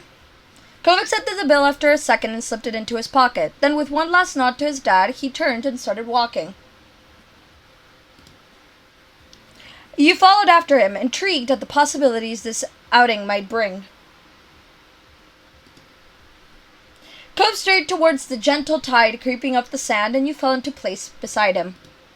It was a nice day. The sun was shining, and there weren't many clouds in the sky, though the wind coming off the ocean kept it from being too hot. Actually, that sounds great. I wish... actually, I was gonna complain about the weather, but it's been really nice today. I don't know. Because it's been kind of cloudy-ish, and the wind hasn't been like... You know when wind is really hot, and there's like a breeze, but it's hot breeze? Today it's been like normal breeze. It was good. It's like, oh my god, been blessed. You took in a deep breath, enjoying the scent of salt and ocean air. When you looked at Cove, he was dragging his feet through the sand a little, and you slowed down to wait for him. His eyes searched the ground intently. Are you looking for snails? Are you looking for shells? What is it? You didn't feel the need to ask why. Are you looking for shells? I feel like looking for snails is weird in the sand, unless I'm wrong about that. Which I might be. But I feel like looking for shells would be like a normal assumption here. Cub startled a little at the sound of your voice and mumbled a sort of. If you see any, you can let me know. You could manage that. You dropped your view to the sand, walking carefully so you didn't step on any. You were good at finding shells. You had a lot of them at home, and always found new ones whenever you visited the beach. Oh my god, I have a story about finding a shell. This happened years ago, and I can't find it anymore, so I think I might have lost it. But it was a very, very pretty shell. And the cool thing about it is that it had, like, a natural hole, like, on it. So I made a necklace of it at the time, because it had a hole in it anyway, so I could, like, thread a necklace through it. And now I can't, and it was like, it was a pretty well, like, sized shell. It wasn't a tiny shell. It was, like, and it was very pretty. It, like, faded into, like, an orangey color. I don't know, it was very nice. It was, like, white faded into, like, a pale orangey. And I can't find it. I haven't seen it in so long. This had happened years ago. But it was very pretty. And I'm sure I have a picture of it somewhere. Probably. You had a lot of them at home, and always found new ones whenever you visited the beach. The comforting sound of the waves filled the silence with pleasant white noise, and you played a little game with yourself as you walked along, getting as close to the water as possible without getting wet. I'm getting Chick-fil-A soon. Have a good day, everybody. I hope the Chick-fil-A's good. Have a great meal, and bye-bye. Bye-bye. And thank you for the follow. It resulted in you having to run up the sand quickly when a wave rushed in more than a few times. Although Cove threw a few glances your way, he didn't say a word. You didn't either. What did you want to go to the shops for? What do you usually do on the beach? What do you want to do? Because if I remember correctly, he says something about swimming and then gets upset because he can't swim about the cast. Unless I'm wrong about that. But I think I remember that. Do I? Who knows? I might just be imagining. I don't know what is actually accurate or when it happens. So I'm going to ask this. Because I don't think I've asked it. I need a new sand pail. Yeah? What happened to your old one? Cove narrowed his eyes, seeming to think deeply for a second. Whoa. It disappeared. What? Really? Cove ducked his head down, lacing his fingers behind his back. It didn't seem like he was going to continue, so you nudged his arm. How did that happen? Well... Cove opened his mouth and shut it again, considering. I took it to the beach one day. Uh-huh. When I got home, it wasn't anywhere. You left it there? Nope. It wasn't at the beach when I went back. Then you lost it. It disappeared. So... What about you? What do you do out here? I don't come to the beach a lot. I like swimming. I like looking at fish. I like to build sandcastles, something. I like building sandcastles. Still to this day, it's not so much the building sandcastles part. I just like the texture of the wet sand. You know when you go to the beach and the water's really shallow that you can like kneel down while in the water and you can like reach down and grab like the sand? It's so squishy. I like the texture of it. It's a lot less with the creative part of building sandcastles, and it's more because I just like the texture. So. Last summer, Lizzie and I built one that was as tall as me, and sometimes they have sandcastle building competitions down by the boardwalk. Cool, I bet you could win. You smiled at Cove. Maybe the two of you would build one together one day. Once you reached the shopping area, the noise level grew exponentially. No longer just waves and footsteps, but the chatter of people enjoying the lovely summer day, the call of birds trying to find bits of food left behind, and lots of salespeople trying to get attention. You sniffed the air as you walked beside the Cove. You could still smell the ocean, but there were other scents now too. Pizza, pretzels, hot donuts. All those sound really good. I want a pretzel now. It's nice. The energy surrounding the area seemed to fill you, and there was a bounce in your step as you began looking at all the familiar sights. There were so many things to do, you didn't know where to begin. You looked at Cove, hoping he was just as excited as you were. Cove was glancing from one side of the street to the other, with a look in his aquamarine eyes that you couldn't quite work out. What's that? Cove pointed to a large crowd of people gathered near a few tables with large colorful umbrellas blooming from their middles. You couldn't see past the adults who were blocking the way, but you knew there must be something worth seeing. Without another word, the two of you hurried over to see what all the commotion was about. The amazing Alexander! Feast your eyes on the amazing Alexander! In the center of the crowd was a man with a tall hat and a funny green coat that had 3 long tails. There was a little table next to him with a cloth hanging over it that read The Amazing Alexander in glittery golden script. Why tell people his name if it's already in a sign? Cove hummed with understanding, and turned to walk away just as the Amazing Alexander began shuffling a deck of cards. You bit your lip, reluctantly starting to follow after Cove again. You continued looking over your shoulder, however, wanting to see as much as you could before you got too far away. Hey! Now watching where you were going proved a bad idea as you bumped right into Cove. Oh, sorry. Did you want to stay or something? If that's okay. He briefly lifted his arms up of his sides before returning them to place. You could have said so. With that, it began. The magic man pulled one card of his deck. I like your words, magic man. Pulled one card out of the deck, showing it to the curious onlookers. The drama is real. It was a 4 of diamonds. Watch closely. Watch. You did, squeezing through a few of the adult onlookers to get a better view. Suddenly, the man snapped his fingers and the card just disappeared. Woo! Whoa! Magic. Same. The amazing Alexander, who had earned his title, turned his head and looked directly at you. You reached out with a kind smile. What's this behind your ear? Tell me! This had to be going somewhere, and you needed to find out. He smelled like popcorn and candy when he stepped closer. It was great! You felt a tug, and then he pulled the 4 of diamonds out from behind your ear.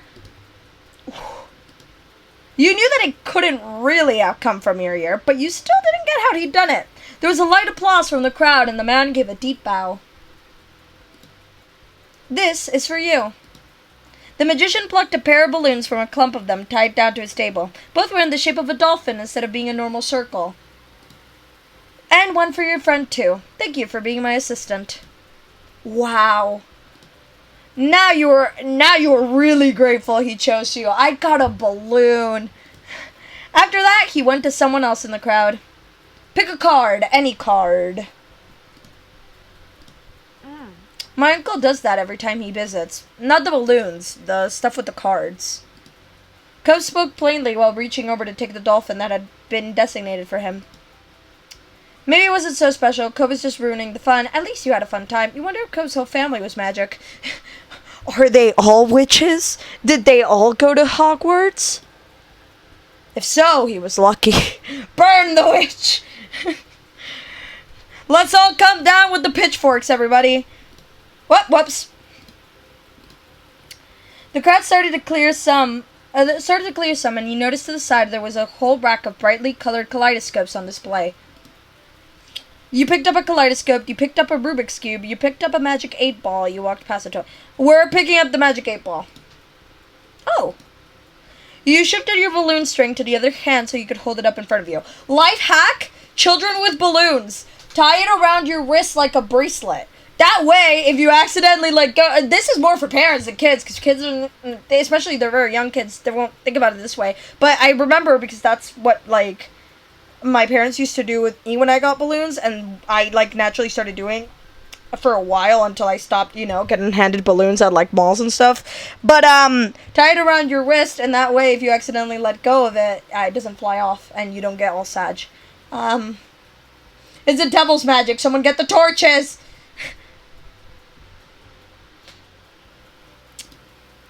Then you thought of a question in your mind, shaking the ball and hearing some kind of liquid slosh around inside it. Once you had given it a good shake, you held it upright, waiting for the answer to appear. Concentrate and ask again. Well, thanks, universe! You wrinkled your nose and set the magic 8-ball back on the rack. It wasn't the answer you were hoping for. You followed Cove around to the other side of the stall. He went under the awning, careful of his own floating dolphin, and you joined him. Did you have places like this in your old town? Are you having fun? I don't really like it here. Are you having fun? They asked with confidence. Yeah. You returned a smile. Happy to hear it.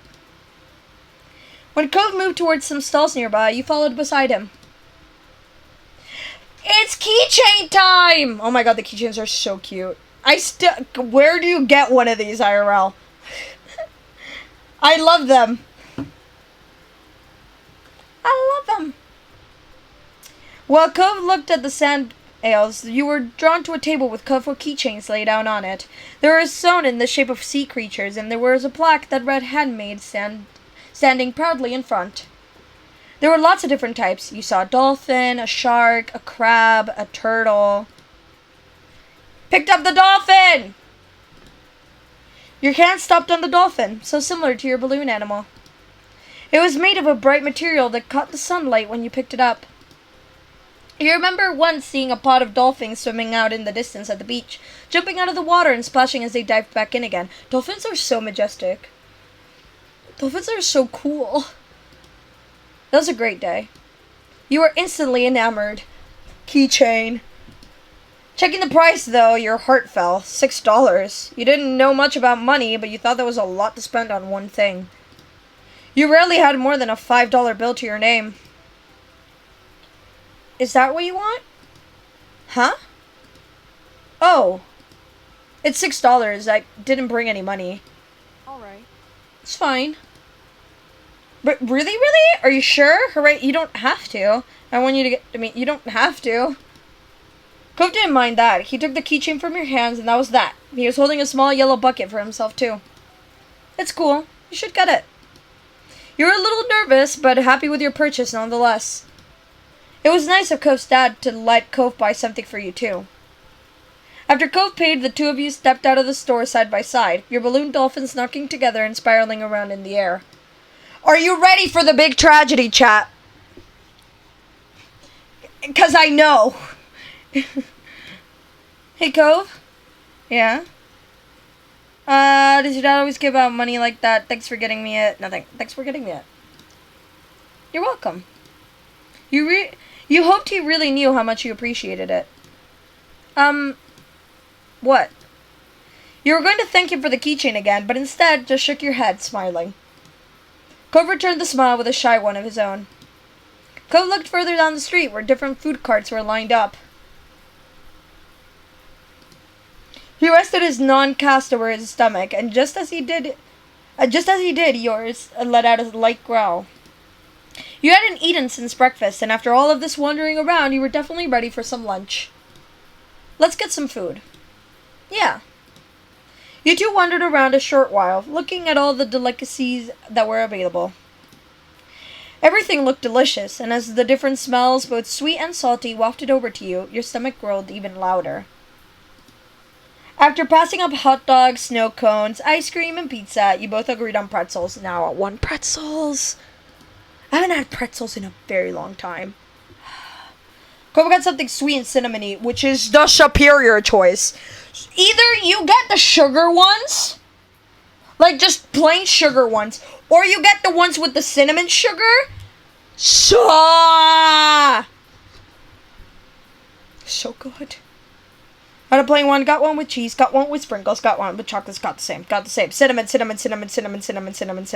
I love cinnamon. You licked your lips hungrily as the vendor handed your pretzel over, ready to take a big bite. Your moms didn't like you to eat too much sugar, but this was a special occasion. The little cup of icing looked too delicious to pass on. You found an empty table close enough to the beach that the grit of the sand made terrible noises when you dragged the chairs out to sit down. I can hear the noise in my head. These balloons are going to make it hard to eat. Cove placed his bucket on the table and stared at his still balled up hand that was wrapped around the string. You opened your mouth to agree before an idea hit you. I know. After carefully placing your pretzel somewhere it wouldn't get sandy, you tucked the balloon dolphin out of Cove's hand and tied it in a delicate bow around his wrist. That's what I said. I don't know if it's because I remembered that I said it, but I genuinely used to do this as a kid. Oh. Yeah. Cove bounced his arm up and down in place, testing the stability of your knot. It's very stable. It works. After watching his balloon jostle around but remained attached, he smiled, satisfied. Could you help me too? I can't tie it to my own wrist. He repeated the ritual. Cove struggled somewhat with the cast restricting his fingers on one hand and a string already tangled around the other. But the action made you feel strangely happy. You couldn't look him in the eyes. Okay. Got it. The two of you spent a moment admiring your handiwork, both hands now free to allow easy munching on your pretzels. You bit into the doughy treat, savoring the taste on your tongue with a smile as you looked out over the ocean. After a time, you finished your pretzel. You were done before Cove. It was boring not having anything to do. You pulled on the string of your balloon to bring it down to your level. Then you held the dolphin in your hands, manipulating it to make it look like it was jumping through the air. If you turned to face towards the beach, it almost looked like it was swimming in the waves like a real dolphin. A laugh came from your side. When you glanced back at Cove, he had left the remaining part of his pretzel in the wrapper, and he was gripping his dolphin too. I looked for a recipe, and making pretzels seems very easy. Oh? You give me hope. Mine's name is Merryweather. He's the prince of the dolphins. Mine's name is Splash, the star in movies. Mine's name is Cherry. She's actually an alien. Mine's name is Sam. They're just a regular dolphin.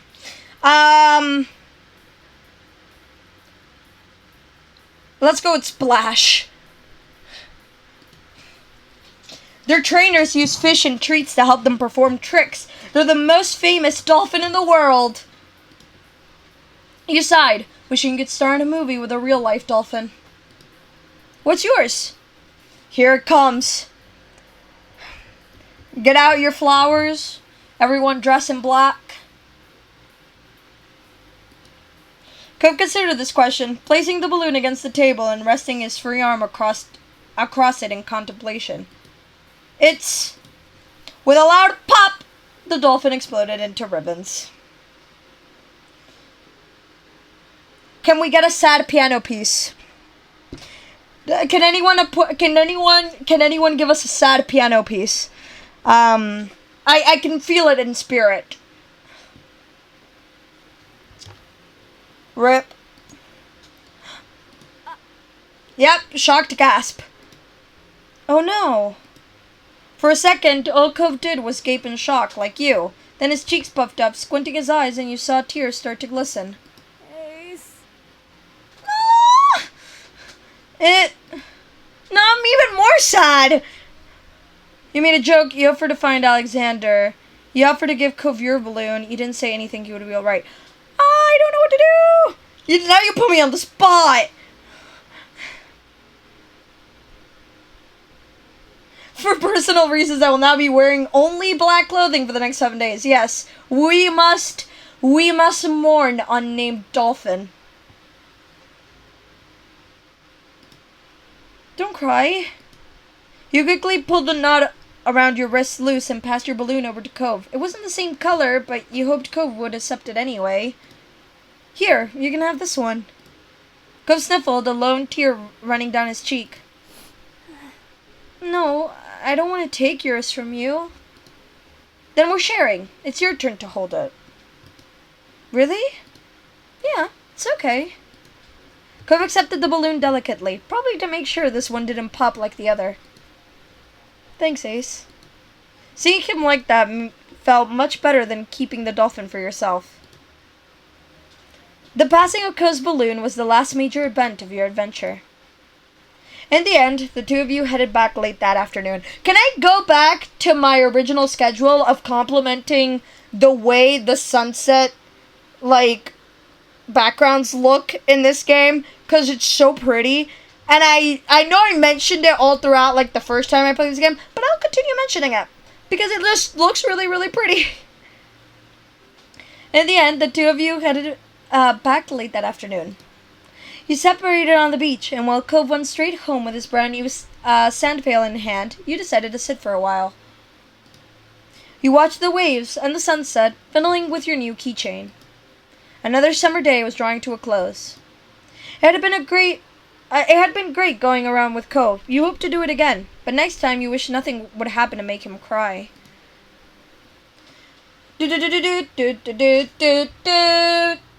First moment. What should we do next? Does anyone have any preference to leaning towards any certain direction on what we should do next? I remember Ghost being funny.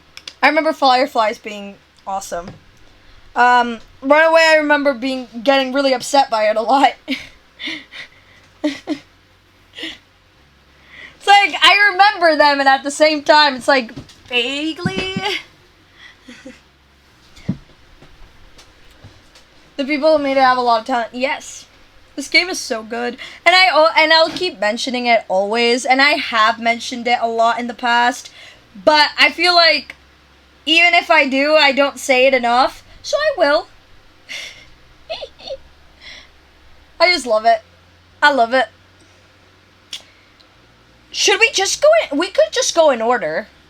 Like, do this, and then do this. Or, like, do this. We could do this. Or we could do, like, this. Library, we could play, like, a more proper order and do, like, the first free one, first paid one, second free one, second paid one. Yeah, exactly. So, let's do this.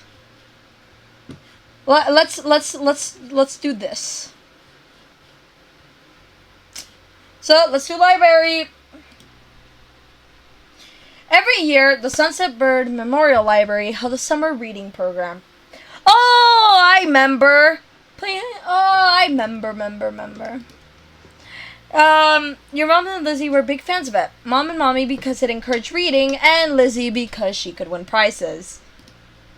When it came to what you thought of having to read a bunch of books and then going to the library with a competitive Lizzie, you loved it, you didn't care, you hated it, you didn't care. It was just something you did every year. You didn't question it much. When it was something you didn't care much about either way, you tended to just go along with your family. You and Lizzie went with Shiloh before, and this year you'd brought Cove too. His dad had been so over the moon about Cove being included that he'd driven all four of you. You had never been in Cove's dad's car before. It seemed a lot shinier than your mom's. After herding the group inside, Mr. Holden gave you all a wide wave with the arm that has a stingray on it. Have fun, kids! Stay inside of the librarians, you hear? I wish I could watch you in action, but your poor old dad has to finish up some work. I got it. Though I'm sure that won't get in the way. Heck, I'd probably hold you kids back. There's pointedly no reply from his son over what was likely meant as only a joke. Cove's dad seems to deflate a bit. I'll swing around again when this shindig ends. Yeah, you can go home now. Aw.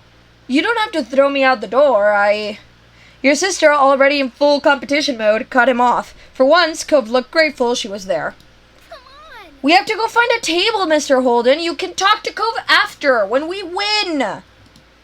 Okay, see you in about an hour. Have fun. Did I say that already? My advanced age is really catching up to me now. Bye. Bye, son.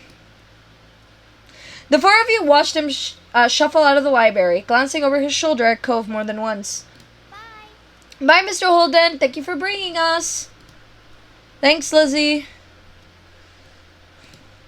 I don't know what you're thanking me for. Are you copying Shiloh? Distracted, Cove was already glancing around the gigantic library. I want to go explore. What? I said I want to go look around and see what's in here. But the quiz starts soon. That's why we came. Why did the first signs of conflict Shiloh's eyes darted between Lizzie and Cove? Then you could do it without me, right? You don't need a bunch of people. Didn't your dad say to stay with the librarians? You shouldn't go somewhere by yourself. Cove leveled an unimpressed stare at both of them. Then his eyes met yours. Solution found. Hey. Why are you looking at them? Ace is with us. Am I? Ace, do you want to come with me? Yes. Doi. Seriously. Cove looked surprised, but happy at the same time. If you were going to be honest with yourself, it wasn't like you to outright do something you knew Lizzie would be mad about. Oh, fine. Let's go, Shiloh. Okay. Her arms folded. Your sister stormed off. Shiloh had to race to keep up with her. She cares a lot about that. Shiloh looks like a chihuahua trying to keep up with a horse. You couldn't help but laugh. Since you've been here a lot before, we could play hide and seek. Hide and seek? Not exploring? Yep, if I'm searching for you and you're searching for me, we'll really have to look at everything. You weren't entirely sure of how effective that would be, but couldn't say he was totally wrong. I'll hide first. Decision made. Cove took off towards the back of the library. You'd already agreed to play with him instead, so you covered your face and waited for 10 seconds. When you looked up again, he was nowhere to be seen.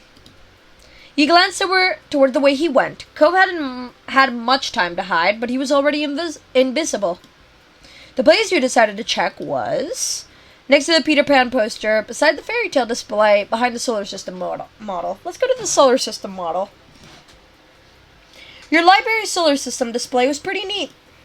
It had all of the planets from sun on out, and it had its own little section hidden in the science books. But you saw a tiny pair of familiar shoes poking out from underneath the earth, and so you leaned around it. Hi. Hey. He turned back to the earth and its tiny moon. From this spot, I think it's supposed to be a solar eclipse. It kind of blocks out the sun. You looked at it, tilting your head. He was right. This thing was something you always walked by, but you never noticed that before. Hide and seek did seem to be working out for finding interesting things. Okay. Your turn now. I'm gonna cover my eyes and count to 10. I promise I won't peek. While Cove had his eyes securely behind the palms of his hands, you went to go hide. By the fire awareness station, near the stuffed animals, under the giant piece of fruit, by the outlaw poster, in the fantasy section, near the toddler books. Let's hide under the giant piece of fruit, because that sounds fun. Can't argue with Crazy, especially if Crazy is an 8-year-old child who's just the most adorable little person. Exactly. Nobody had any idea where there was a giant peach sitting in a corner. It had something to do with a book about a kid named James, Lizzie had said once, but you'd never read it. The huge sculpture mostly just took up a lot of space, but you could wedge yourself in next to it and hide carefully. Sure enough, it took a little while for Cove to find you. Long enough that you got tired of sitting hunched up. You won this round and were ready to come out. Cove smiled when you stepped into the open. He was also glad for the resolution. Good hiding spot. I was about to start looking outside. Thanks. I'm pretty good at this. You grinned back as you brushed the debris off your clothes. Nobody had cleaned back there in a long time. All right. It's my turn again. Start counting so I can go pick a spot. Okay. Cove darted off before you even had a chance to fully close your eyes. 1 Mississippi, 2 Mississippi, 3 Mississippi, 4 Mississippi, 5 Mississippi, 6 Mississippi, 7 Mississippi, 8 Mississippi, 9 Mississippi, 10 Mississippi. When the time was up, he was long gone again. There were still a lot of good places to hide, so you figured he was in all the old Christmas stuff, next to the Kid Detective poster, behind the Willy Wonka statues. Let's go to the Kid Detective poster. You figured he was probably near the poster with a gigantic image of a smirking Kid Detective. Cove got hidden in the itty-bitty little reading area next to it. Glancing past the poster itself briefly, your brain registered the words, Junie B. Jones, don't call her Beatrice, in big imposing letters. You paused to stare at it for a second, thinking, why would I call her Beatrice if her name is Junie? And shaking your head to clear away the distraction, you tiptoed in to see who was sitting in the comfy chair. And sure enough, it was Cove. But he was so absorbed in the book he was reading that he hadn't even noticed you yet. I don't think most people read while playing hide and seek. Cove glanced up at you in one rough motion. Oh, hi Ace. I wasn't sure when you'd get here. It took a while. Not that long. It could have been worse, but it could have been better. Let's keep playing. I could still win. He put his hands over his eyes, but before he could run off again, a librarian approached the two of you. Ah, kids, I've been looking for you. Cove peeked between his fingers at the stranger. Us? You must be Cove. Your dad told me he was waiting by the entrance. Cove blinked, mouth opening like he was going to say something, then glanced down at his pink cast. It was a pretty clear giveaway. Sure. Is my sister Lizzie with him? She's taller than us and has orange hair. You're Ace, right? You nodded. Phew, I found both of you at once. That's right, she's with him, and the little guy with freckles. Come on, let's go get you reunited so we can close up for the night. Ready to go home, you and Cove followed him up front, where the ragtag group of family members and Shiloh were all waiting. Hey! There you are! She was pouting. You could tell from all the way across the room, and it was only that much more obvious as you got closer. Did you win? We came in second. Hey gang, I thought you'd have been with them the whole time, Cove. I'm glad you didn't just go off by yourself at least. Cove glanced over at you, then back up at his dad. Yeah. Me too. Aw. A broad smile spread over Mr. Holden's face. That's... Even so, next time you should... Cove? Cove. Cove's dad glanced around, slightly frantic, but Cove, just like always, had snuck off without thinking to say anything. He's leaving! Cove's trying to be the first one to the car! With a sudden burst of speed, Lizzie darted for the exit, still in Victor-to-be mode, even for something like a race to ride in the front seat. There was nothing else for the three of you to do except head after them, pretending the librarians hadn't noticed all the commotion. Though Lizzie had been victorious in claiming the window seat in the car, you could tell by her crossed arms and occasional pout that she had still not forgiven your betrayal. Cove hadn't been pleased about how he had to sit in the middle, but his mood lifted as you sat next to him. Did you say you came in second place? That's some good going. No. It's not. She let another glare at you over her shoulder. Sure. Striving to improve is good too. That makes Ace the winner in your family. I win at something for once. You wriggled in your seat, hiding a smile behind your hands. What? Ace kept finding me in our game. I lost. We need a rematch. Hide and seek with just you two? That doesn't even count as winning. Why? It's not special. There's no judges or prizes. You eyed the seat that she'd fought so hard to win. That wasn't much of a prize either. Dad. Yes? You could see Cove's dad's eyes in the rearview mirror, suddenly attentive at his son's call. We need a prize. Oh, as a matter of fact. Mr. Holden focused intently on the road ahead as though a suitable reward to please Cove might just appear before him. Right. The big thing on the flyer for this was the chance to get a free pizza coupon, wasn't it? How about I call up a takeout place and we could have pizza at home for dinner? Lizzie huffed, pulling her arms closer to her chest.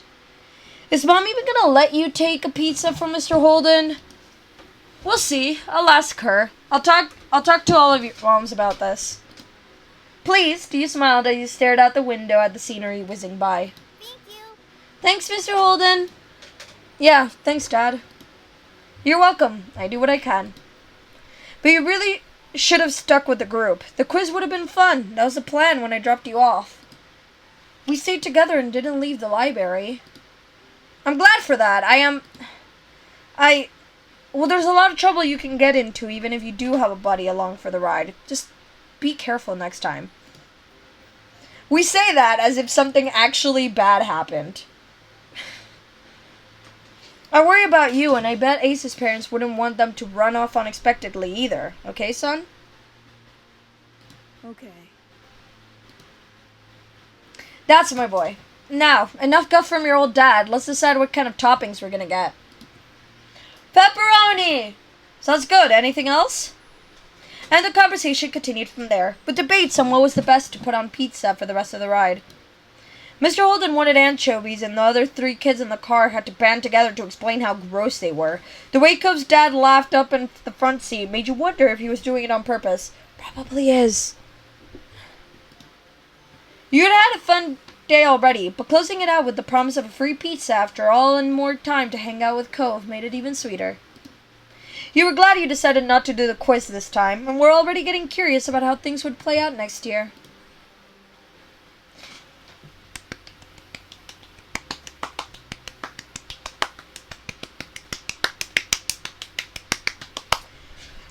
time. I love this game so much. The library scenario when you play hide and seek is so good. I just like spending time with Cove, okay? That was so much fun. I love this game. Yes! Same.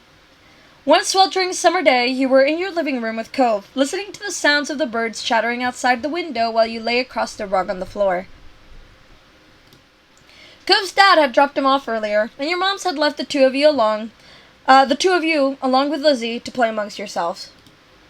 It had been too hot to go outside in the afternoon, at least according to Mommy, so your sister was starting to get impatient waiting for her golf class that evening. The three of you had had trouble finding something fun to do. The beach and the playground were off limits, and you felt that it was too warm for anything like playing with your fuzzy toy animals. Whoops.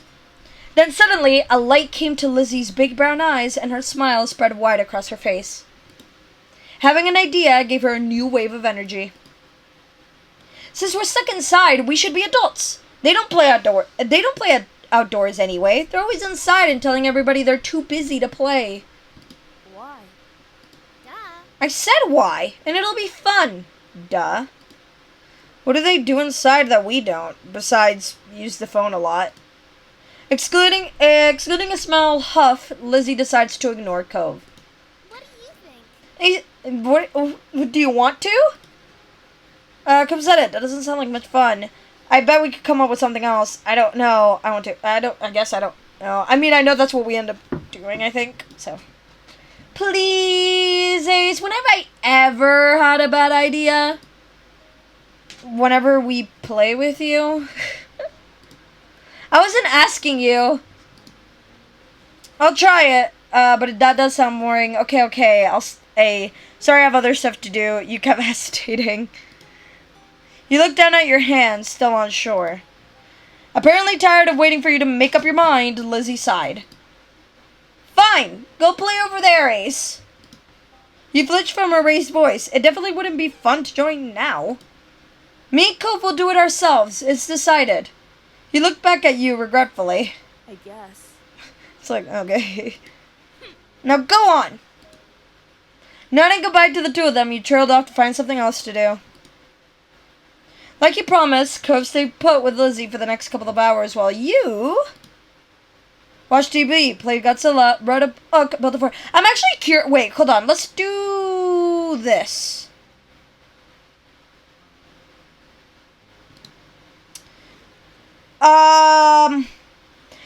Because I think last time we built a fort. I'm pretty sure. And I'm curious as to with this. I'll try, but that sounds boring. It's not gonna be, I guarantee. Lizzie seemed more determined than ever, and you could only sigh. Satisfied that neither of you were about to bail on her, Lizzie thought over her options while you watched. After a few seconds, she clapped her hands together and beamed, apparently having settled on something without asking either of you. Okay. I'm gonna be a professional golfer. Ace, you and Cove can be a beach volleyball player, a gymnast, or a tennis player. You're overestimating my physical abilities. Why can't we pick anything we want? Because I have a fun idea. That's why. And we have to play sports as adults? Yep. But there's other kinds of sports, too. Right? It isn't the same. What do you think, Ace? Don't those choices sound super cool? You want to be that, huh? I feel like I'm getting pressured to say yes. Kind of like those, it really doesn't. Haha, it sounds like a blast. Isn't there anything else we can be? You nodded, maybe not. I'm gonna ask because I'm so curious as to where this would go. This is uncharted territory, okay? Lizzie stumped a foot on the ground. Nope, come on, just decide already. Knowing Lizzie wouldn't let this go anytime soon, you sighed. Cove was not impressed with Lizzie's attitude, though he didn't bother talking more about it for now. You thought over the list of possibilities: beach volleyball, gymnastics, or tennis. Out of all of them, you'd prefer to play... Okay, not tennis. It's between beach volleyball and gymnastics. And I'm leaning towards gymnastics because when I can't remember how old I was, but I watched, you know the ribbons? You know the gymnastic routines with like ribbons? I watched one of those and I wanted one of those ribbons. Despite the fact that I very heavily knew that I wouldn't be able to do it the same way they did. But like, I wanted one of those ribbons. I wanted to be as majestic as that. But I don't have the strength for gymnastics, clearly. But it's fine, because it's all made pretend. So, gymnastics it is, because I want ribbon. If you couldn't spend that afternoon doing cartwheels and handstands in the backyard, then you might as well practice them inside. There wouldn't be as much space as there was outside, but you could still try. Yes, that was clearly the top option. I guess I'll be a gymnast. Glad for your enthusiasm. How about you, Cove? I'll be a gymnast with Ace. Lizzie threw her hands in the air, making an annoyed sound. You guys can't be the same thing. That's not how it works. You didn't say that. The rule is picking from the list. You can't keep adding more. Lizzie looked at the two of you, then shook her head, resigned to losing this battle, but not the war. Fine, you're both gymnasts, but you're on the same team, because there's only one. Alrighty. I feel like we all knew someone that played like this.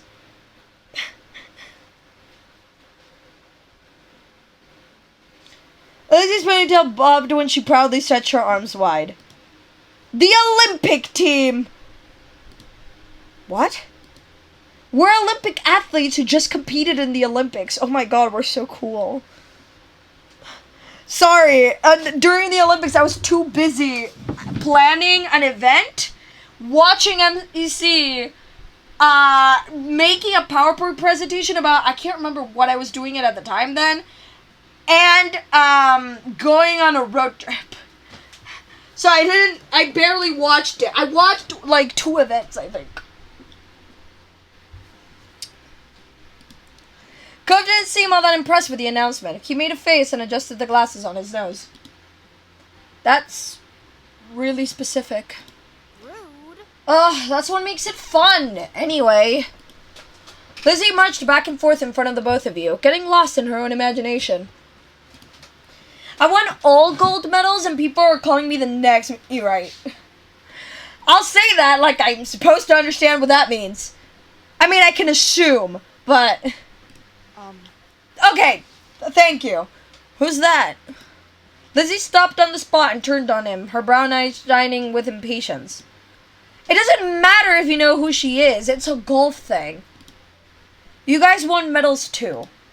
Your team placed at silver. It's more real if we're not all in first place. Funny how you have to be the one in first place. Again, I feel like we all knew someone who played like this. There's nothing wrong with that, because it's... The other thing, the whole world revolves around you for many. And that's, like, fine, because for the most part, you are out of it. But, like, still. It's more if we're not all in first place. Silver sucks. I don't want silver. I'm okay with that. Hey, we could do better than silver. Silver's not bad. Nice. You say something. We could do better than silver. You patted at Lizzie, unhappy with the decision. He's right. Sorry. Lots of people lose at the Olympics. Them's the breaks. Then you're the one who did, not me. Lizzie looked taken aback by Cove's declaration, as though the thought of her losing was completely absurd. No way, it wouldn't make sense. I'm already practicing my golf game. She took a golf stance and to make her point, pretending to swing her club and hit an invisible ball. So what kind of house do you want to live in? Cove hadn't changed his mind about winning, but thinking about where he'd live as an adult appealed to him, apparently, because he looked back at Lizzie with some of the anger fading. I'm gonna live on the beach. Lizzie made a face at him, poking out her tongue. This is kind of boring. We already have that. No, not like a normal house. Not like the normal houses here with a street. On it. Right on the sand. By the water. Just like that, all the tension was back. You hadn't even had a chance to choose where you would want to live. That's not very fun or smart, Cove. You can't live on a bunch of sand and shells. But I want to, and I will. Cove narrowed his eyes at Lizzie, even though she stood half a head taller than him. You didn't give out a list of things to pick from this time, so I'm picking that. Why are we even playing pretend if we can't imagine anything? Jeez. Well, I'm gonna live in a mansion far away from here, and far away from you. One with an indoor pool and a place to practice my award-winning golfing. It's not fair. How come you were yelling about mine when your idea is even more impossible? Lizzie's face flushed red, her hands balling into fists at her sides. It is not impossible, and it's better than yours. Disagreements always seemed to crop up when the two of them were together, and you always felt like you were stuck in the middle. But when it came to the topic at hand, this time you thought you'd prefer a mansion, being on the beach was cooler, you wanted to agree with Lizzie, Cove was right, you were tired of deciding which between either of them. I feel bad having to, pick a side. Lizzie doesn't realize the kind of half-gods we sent to the Olympics. We sent the best of the best. These people are like demigods. Honestly, yes. Olympic athletes, it's absolutely insane. The amount of skill they have. Actually.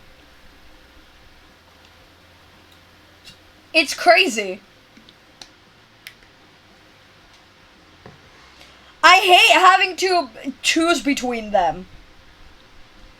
It feels so bad.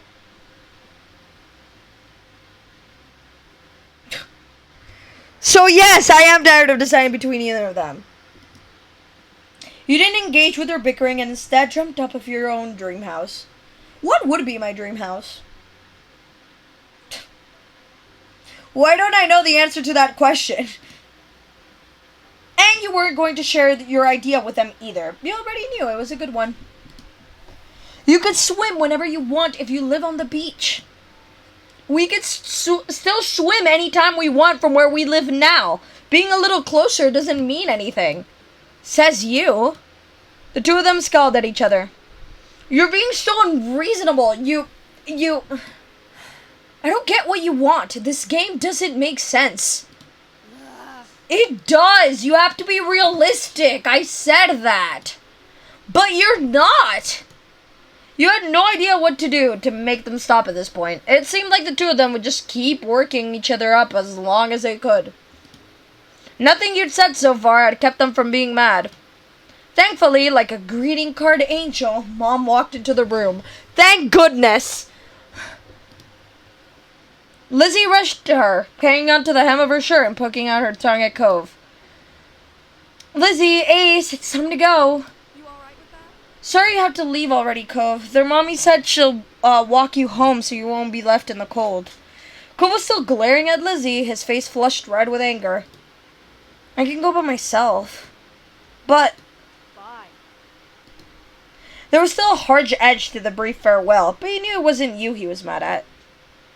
Without giving Mom a chance to stop him, Cove stood up and stalked out of the room, shoulders drawn tight. Huh? Okay? Worried, Mom turned to look down at you and Lizzie.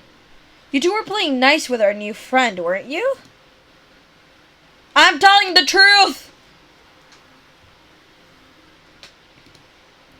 They were fighting, Cove and Lizzie, for the whole time. Your sister's jaw dropped, looking betrayed, as Mom put both hands on her hips. I know I'm a tattletale as a kid, telling the truth, but screw it. It's a decision game, and telling the truth is always the correct route to go by, in my opinion, so. Elizabeth! I told you to be kind to him. He's having a hard time right now. I need to take a sip of water, Mom. There we go. Lizzie's mouth closed back up, replaced by a tiny frown. I know, I tried, but he was... Nope. No buts. We both know you can show someone a great time when you put your mind to it. We're going to apologize to Cove and his dad over the phone when he gets home from work tonight. Lizzie hung her head, dragging a foot across the ground in front of her. Okay, Mom. Good girl. You caught pieces of Lizzie sulking to herself about how it was his fault too, but it was over. Right. We better get a move on. Let's go. Let's go, kids. Nolani, where did you leave the car keys? Mom hustled you all out of the door, and you noticed during the car ride to golf practice that Lizzie was quieter than usual. She was usually the first one to request which music to listen to in the car, but she didn't say anything. Your parents noticed she wasn't in the mood to be bothered. They gave her space, and Mommy just asked you what you'd like to listen to. It's time to be a good sibling. And you picked your favorite song. It always made the car rides more fun. You chose the soundtrack to a cool movie you saw a couple months ago. You chose a song you knew Lizzie liked. Maybe that would cheer her up. It's time to be a good sibling. You were happy to see it brighten her up right away, and she started singing along with you. Soon enough, her bad mood was a thing of the past. When the car ride was over, you spent the twilight hour watching Lizzie hit things with other girls her age. You didn't know much about golf, but you could tell that she really liked it, so you sat with your moms and tried to puzzle it out. It was nice sitting outside after being cooped up in the house all day, and you stretched out your legs to let the last few minutes of sun warm your skin. When the sun was finally out of sight, dipping behind the horizon, you all got ready to leave. Instead of going straight home, your moms took the family out to dinner. You went to a restaurant you had all been going to ever since you could remember. The whole afternoon had been a bunch of shouting you hadn't been able to stop, but you could kind of tell that all this helped Lizzie be less angry. The car ride home was quiet, but only the radio providing escape from silence. Lizzie had been in better spirits now, but the closer you got to your neighborhood, the more she wiggled in her seat and frowned out the window. She knew what was coming when you all got back home. Clearly, she was dreading it. Soon enough, Mom was turning onto your street, then reversing into the driveway. Once she cut the ignition, it was dead silent. No one spoke, only unbuckled their seatbelts and opened their doors. Lizzie was the last one out. Once everyone was inside and done taking off their shoes, she propped her hands on her hips. So? Now then, Mr. Holden's car is in his driveway, so he should be back from work. That's good news, isn't it, Elizabeth? You and Co can hash things out before the day's done. Lizzie didn't complain or put up a fight. Her head ducked so she didn't have to meet anyone's eyes. She nodded once. Good. Let's move this to the kitchen. Mom went over to the house phone. The rest of you following behind her. Mommy put a gentle hand on Lizzie's shoulder as they walked side by side. You watched them from the back. This was only happening because you told on Lizzie. You didn't regret it. You felt a little guilty, like you had betrayed your sister. You didn't like doing it, but had to. But it was her fault for doing it in the first place. You didn't like doing it, but had to. Being a tattletale didn't feel good, and you wouldn't want someone else to tell your moms everything you did. Still, your moms had asked directly, and you wanted to be a liar even less. The four of you stood around the kitchen in a loop-sided square. All eyes were on Lizzie, who kept her gaze on her feet. You remember the number for Cove's house, don't you, honey? Lizzie jerked her head in another nod, sullen. Without further prompting, she stepped forward and she began to dial.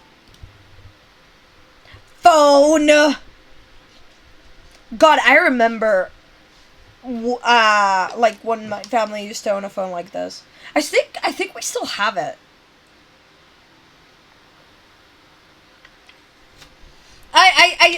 I think we still have it. I think I know where it is. Dude, I think we still have this phone. It never rings, but I know where it is, I think. Damn, I forgot about the existence of this phone. I can recognize what the mommies are doing, but I really don't think it's a good way to handle it. Yeah, I agree. It feels... Because having a forced kind of apologize, it's kind of... I don't know, like, I see where it's coming from, and again, I'm not in a position where I can say how right or wrong it is, really, because how would I know about raising children, but, I don't know.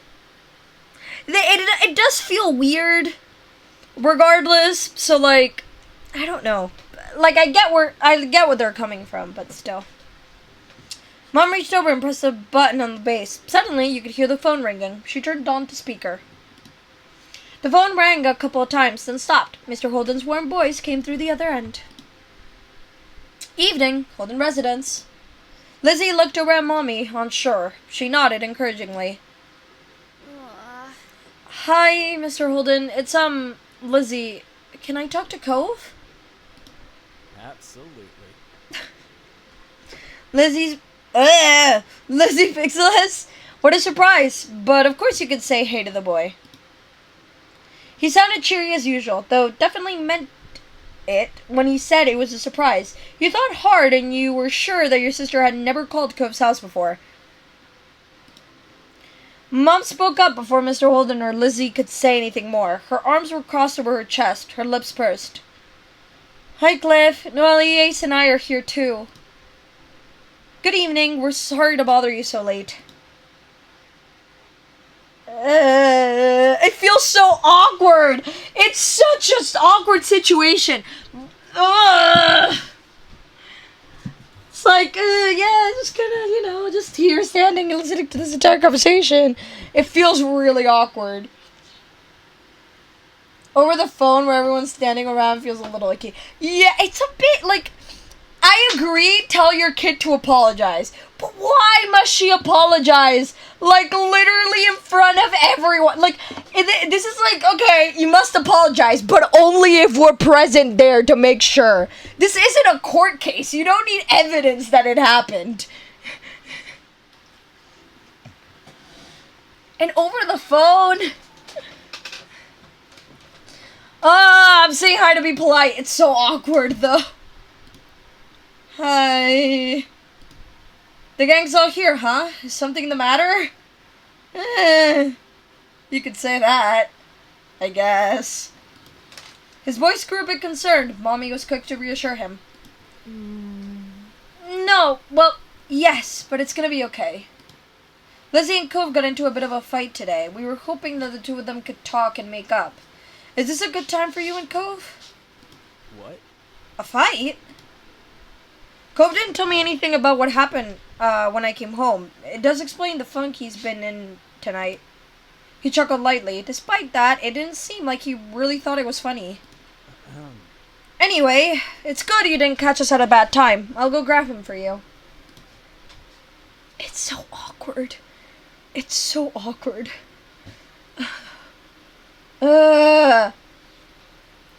There was some shuffling on the other end. He must not have gone far because you could still hear him calling out.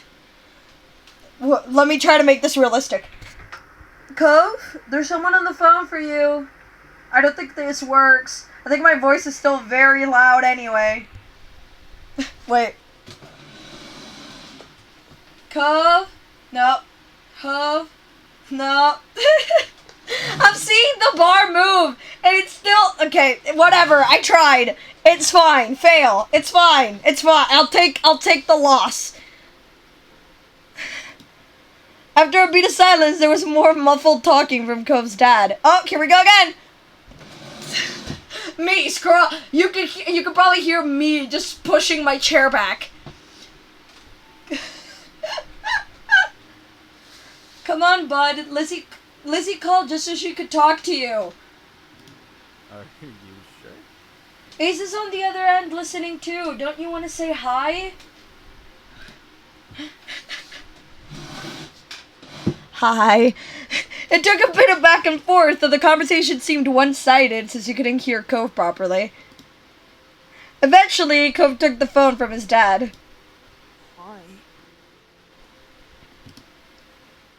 Hi. Hey, it's Lizzie. Yeah, I know. Dad told me. Cove's tone was defensive. Lizzie turned to Mom, scowling. One stern look from her, though, and Lizzie turned away. Sorry. I just called to say I'm sorry for not playing nice with you today. I won't do it again. Lizzie's eyes were downcast, her voice low. You could tell she felt uncomfortable apologizing to Cove in front of everyone. Fair. Honestly, fair. This is awkward. This is really, really awkward. I would not like to be in this situation at all. I totally understand. She was still being genuine about feeling bad. Cove must have realized that too because he sighed quietly. Me and Ace should get gold too. That's right. Lizzie kept denying you two what you deserved. Lizzie was momentarily stunned silent by the demand. She probably forgot that had even happened already. All right, we all win the gold. Okay, I guess I'm sorry too. A sense of relief washed over everyone at his acceptance of the apology. Mom uncrossed her arms while Mommy's shoulders relaxed. Lizzie's eyebrows raised up. You wondered if she thought that he'd refused her apology. That he'd refused her apology. As in, yep. I know how to read. I know understanding of sentences. Dad, can I get off the phone now? You couldn't see him, but it was obvious that Cope felt awkward about the situation. As he probably should, to be fair. He had come off uncomfortable the entire time, really. Fair. Yeah. You can go back to your room if you want. Be sure to say goodbye first, though. Bye, Lizzie. Bye. Bye. You perked up at the mention of your name. You smiled, even if he couldn't see it. Aw. Bye, Cove. Oh, yeah. With that said, Cove must have handed the phone to his dad and left, since Mr. Holden spoke up. That's a relief. All's well that ends well, as they say. Thanks for arranging this. I'm sure he appreciates it. Right, that's the word for it. Maybe if it wouldn't have been in front of everyone and over the phone, it would have been better, but okay, sure, go off, I guess. It's fine. I mean, it's better than no apology, I guess, but I don't know, man. There's something about it's not even so much about the phone for me. I'm alright with apologizing over the phone. The thing that does it for me is this being on speaker and everyone listening in. I get they're 8, but still though. Well, who am I to know? But anyway. As Mom replied, Lizzie tugged on Mommy's hand to catch her attention. Can I go now too? Good job. Sure, sweetie. Thank you so much for apologizing to Cove. Mom flashed a brief smile at Lizzie and nodded her agreement. Given permission to leave, Lizzie scurried off towards the stairs. She seemed to be feeling much better with the incident behind her. Mom and Mommy returned to the phone, taking it off the speaker. They continued talking to Mr. Holden. You couldn't tell what about. You were glad that was the end of it all. Lizzie and Cove might not get along, and probably still won't, but they weren't mad at each other anymore. Mom and Mommy weren't upset either. Everything was finally back to normal. With that thought, you retreated to your own room with a spring in your step. Phew, flash of white. Ghost! Ghost! Ghost! Ghost! Ghost! Ghost! Wait, hold on. It's been a second. I feel like whoops, whatever it says. I feel like it's a good enough time to do something like this. Oh my god, so much excitement. Oh my god, it's ghost time. Oh my god, everybody. Oh my god. Oh my god, it's time for the ghosts. Oh my god, ghosts. Oh my god. Ah. Oh my god. Oh my god.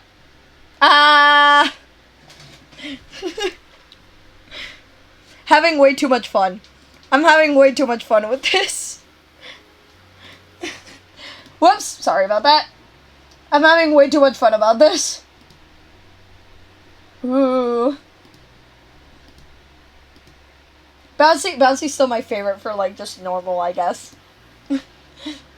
But the shaking is so fun for the excitement factor. Yeah!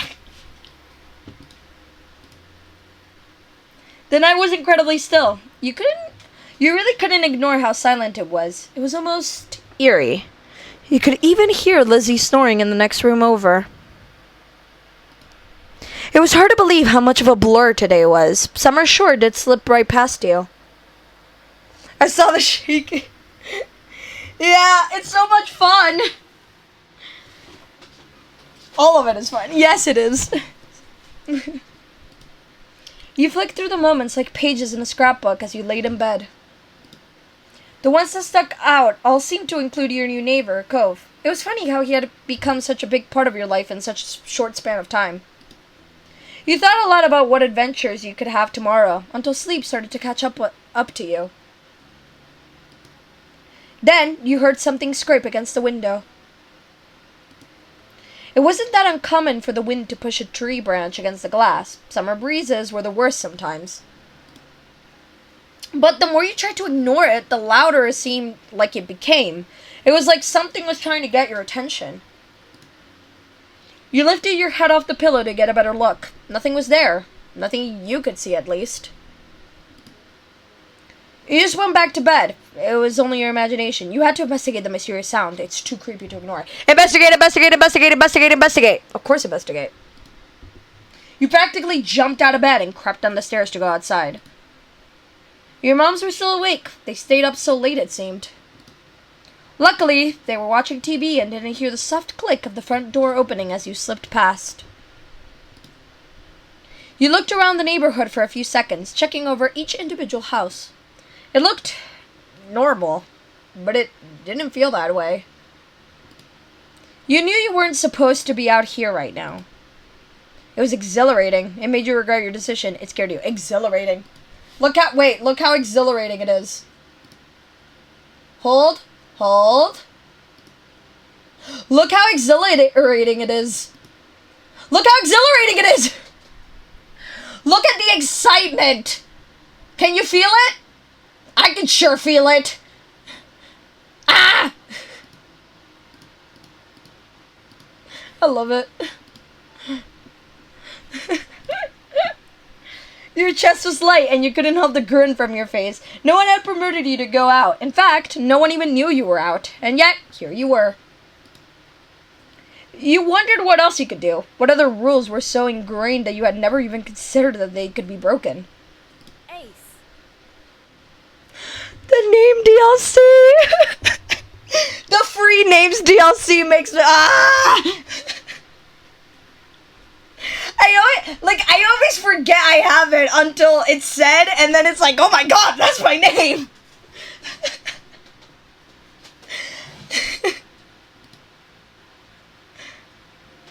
You twitched at the sudden call, immediately calming down upon seeing Cove walking up to you. It was strange, and yet also completely normal to have him appear like this right now.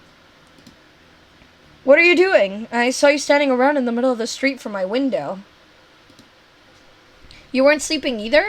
Why not? Cove turned up his lips to a smile, almost as if he were amused by the question. Because... Did you hear a weird noise? You should be in bed. Because what? I'm glad you're here. Did you hear a weird... Did you hear a weird noise? You could tell you hit the nail on the head by the way his eyes widened. Yeah. You knew? I heard it too. That's why you came out, huh?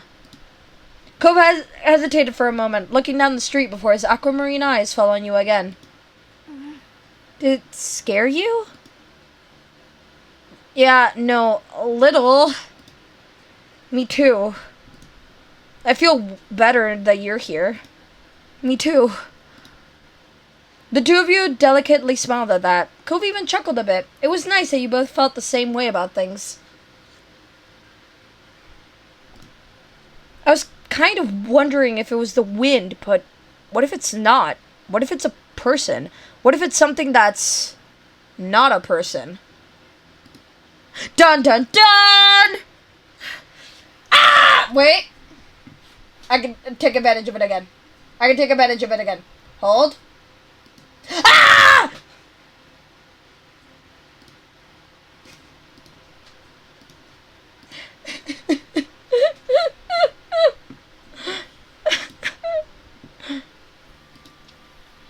It sounds even worse than before. You're about to agree with him when the noise came yet again, tearing through the still night. The two of you rapidly looked around, trying to find the source, but to no avail. There was no sign of an answer to this puzzle. You thought that? What did I think? Could be anything. It had to be a ghost. There's gotta be a regular reason to it. It could be anything. It could also be a ghost. But it could be anything. You weren't going to rule out possibilities yet. It was a mystery. Do you think it was a ghost? It might be. I don't know. My mom said ghosts weren't real. It might be. I don't know. The thought of some sinister, invisible thing lurking in the darkness wasn't exactly a pleasant one. Coop seemed downright terrified at the notion. At least as long as the two of you stuck together, everything would be okay. Hey, can you tell where it's coming from? Not really. Then we'll have to look more. Somewhere else. Maybe we'll see something. Okay, let's go. You cluster together as you walk the familiar streets of your neighborhood, drawing strength from each other's presence. Shadows cut corners and angles where you didn't expect them, distorting the features you saw every day. The noise came again, shrill and hard. It set your teeth on edge the way it ground its way through you. Cope's throat bobbed. His eyes glistened in the dim light. You stayed frozen to the spot. You took a deep breath to calm yourself. You confronted him. You offered him your hand. You focused ahead. I don't know how sure this is going to go, but in life you must take risk, and this is one of them. You really wanted to be there for him and wanted to show that. Your hand was left up for him to take. Cope's mouth opened wordlessly. There was a pause, but ultimately he accepted the offer. And with great risk comes great reward. His hand was really sweaty, but it didn't bother you. You were scared too, but being able to comfort Cope was the most important thing right now. Cope shut his eyes and pressed his lips together. Your fingers locked around each other even tighter. So... Where do you want to check? The park, the beach, the hills behind my house. Let's go to the hills. Let's go to the park. Why not? The private playground was empty as ever, yet the mysterious sound could still be heard, hanging heavy and ominous in the air. But you kept going forward. You ran away. You snuck back to your neighborhood quietly. You kept going forward. We're no cowards! You could have stopped when you had already gone so far. You had to find out what was going on. Cope was practically shaking when he realized it had progressed far enough to reach here. He swallowed hard, but faced you with a determined face. My dad says, good detective work starts at home. He watches a lot of crime shows, so maybe it could be good to look closely. Okay. The two of you swept through every corridor of the park. No monkey bar, swing, or tire went unchecked. Huh. He was squatting on the ground, squinting at something in his hand. Intrigued, you checked over his shoulder so you could see too. Cope held it in his open palm. Coiled inside was a length of sparkly chain, grains of sand embedded in the fine links. Lifting it up, it became apparent how this had come to be here. You'd seen bracelets and necklaces enough to recognize the clasp which held it together had snapped. It's broken. It's silver. Werewolves hate silver. Other things too, I think. If this noise is caused by a monster, we could protect ourselves with it. You scared away with this junk? What if it's not even real silver? We could protect ourselves with it. I'm sneezing. Maybe I'm also afraid of silver. And that's why I sneezed. Yeah. He flicked the chain as if crackling a tiny whip. I wonder if there's anything else we could use out here. Cope considered this, frowning. I should have grabbed some garlic before I left. His frown evolved into a scowl. It probably wouldn't have worked. Dad doesn't even have real garlic. He gets fake garlic? It's little flakes in a jar, not real, also you have to cut up like Mom uses. Flakes might be easier to use. It's still real garlic, just already chopped up. That can't taste as good. We won't need it anyway. It's real garlic, just already chopped up. Maybe. Oh wait, I'm actually curious about... Hold on. It won't be a vampire. They're not this loud. Clearly, because I know everything about vampires. You're right. Even though you had exhausted all the possible places to search in the park, the sound still rang through the air, mocking you. Should we look somewhere else? We could check the beach too. We could check the hills behind my house too. You don't want to keep looking. We could check the beach. The beach stretched out in front of you. Nothing in sight along its sands, no matter which way you turned. Part of you had imagined the noise as some creature of the deep washed up on the shore and calling for aid. That theory had to be taken off the list for now. Still, you spent enough time on the shore to know that the real finds often require a sharp eye and careful attention. The sound was no more than a whimper now. Emboldened, you kept your head high and walked along the sand. Let's see if there's anything here. Cope began to comb the beach for clues. You followed suit. The angry wind set grains of sand rolling across the beach like waves. You stayed clear of the water, which was rough and choppy tonight, and scoured the area for hints as to what might be happening. The angry wind set grains of sand rolling across the beach like waves. You stayed clear of the water, which was rough, and I already read this. You saw something glint in the sand, full of promise, but you eagerly uncovered it. You found that it was just a foil from a chip packet. You started away with a sigh.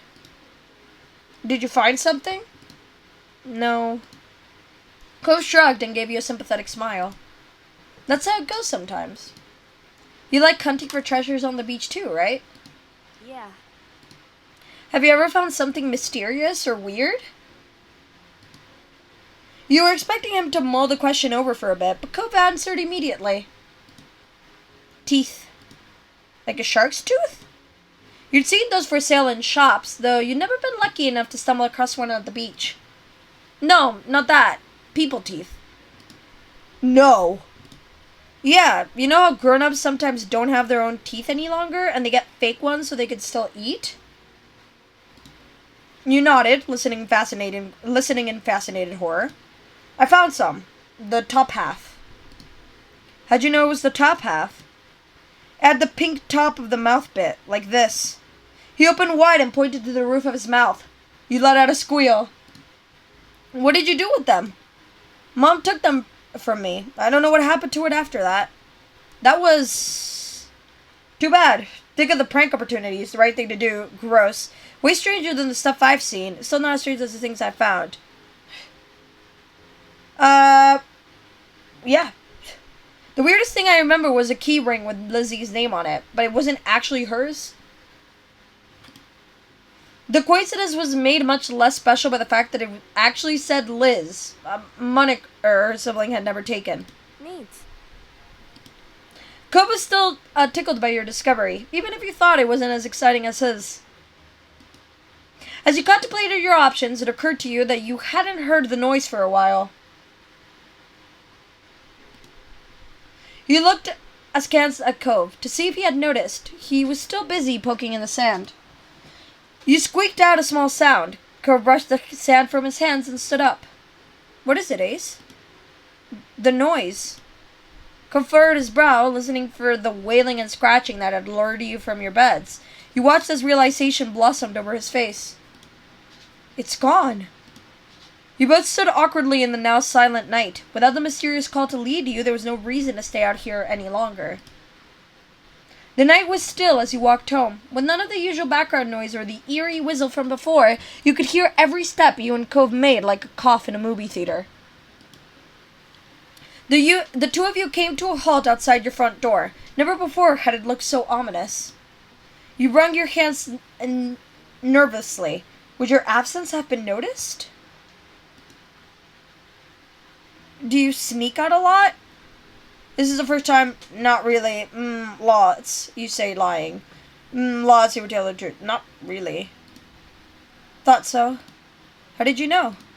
I hadn't seen you out of my window this late before. That was fair. Though it could have been possible you were just so good at sneaking that this was the first time he had caught you. Are you worried about getting caught? No. He was so forthright that you believed him completely. But your dad, won't he get mad or sad if he catches you? He's never happy with what I do. Oh. You sympathized. You encouraged Cope to see it more positively. You stayed out of it. You didn't know how to react to it. You sympathized, I guess. That must be hard. Yeah, he and Mom do what they want. Why shouldn't I? Alright, I'm going in. Bye. Okay, good night. Good night, Cove. Thanks for coming with me tonight. I'm not sure I could have done it by myself. I wanted to go with you. Hearing that caused your face to heat up. You turned the doorknob as slowly as a clock's minute hand, holding your breath for the telltale click of the lock, then notched it open.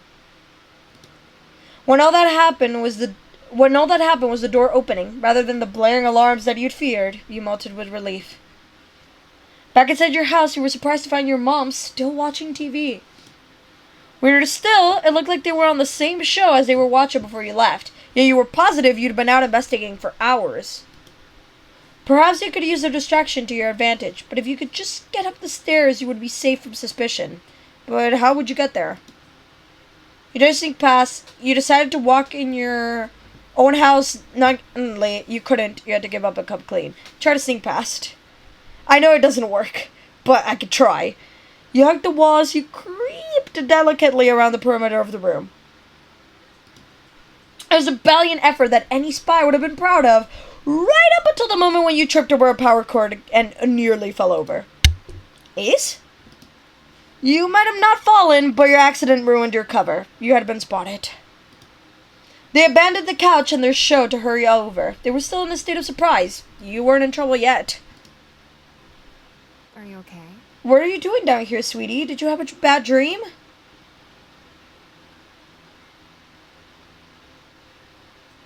Ah! I know I said I wanted to tell the truth, but now I don't know. Ah, sure, screw it. I'm gonna get in trouble, but it's fine. I went out to find out what was causing a noise. Time C to drag as the color drained from your mom's faces. Huh? Out where? Out of your bedroom? That's what you mean, right? You pointed to the front door, confirming their worst fears.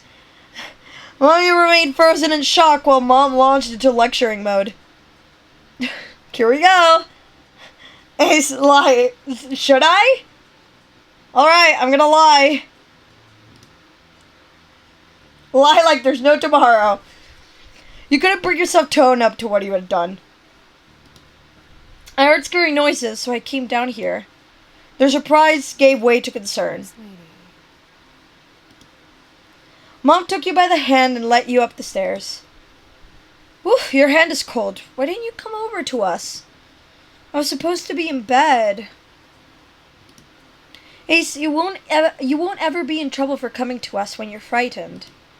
We'd much rather you came to us than try to solve things all by yourself.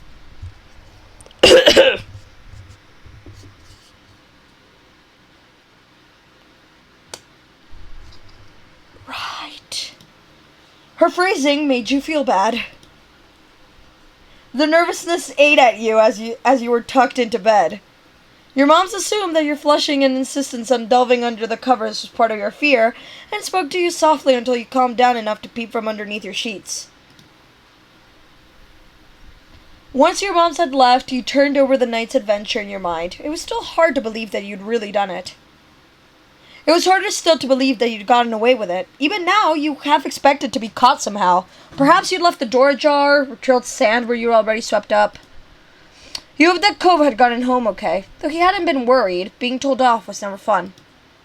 Wriggling down deeper underneath the sheets, your thoughts turned to the unsolved mystery. You and Cove had only just begun to scratch the surface of it. Maybe you'd solve it, and maybe you wouldn't, but knowing that you had shared it with him made you feel like you were being nickled from the inside. You hugged a pillow to your chest, tossing and turning as you replayed the night's events in your mind, daydreaming about different ways they could have gone.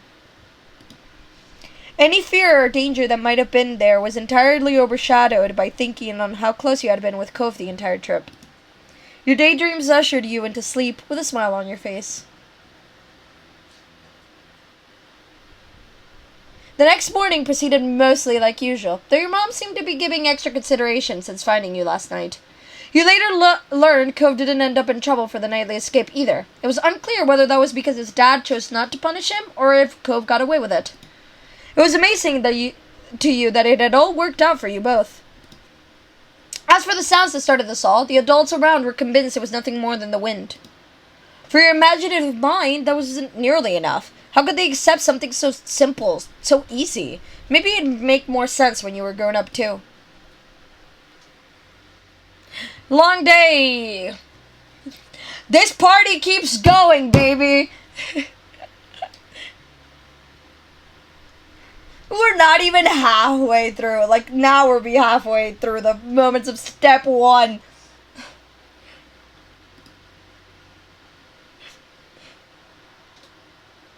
Set PM is shh. Shh. Shh.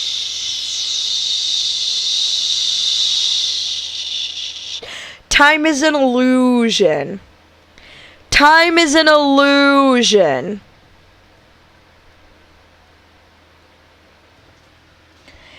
It was another scorching summer day, the kind where no sooner had you finished one cup, you were already filling it up again.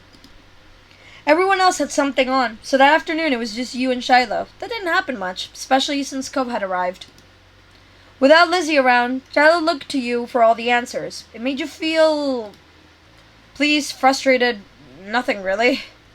Shiloh went along with whatever you wanted, so he wasn't a bother, but he also wasn't that much fun.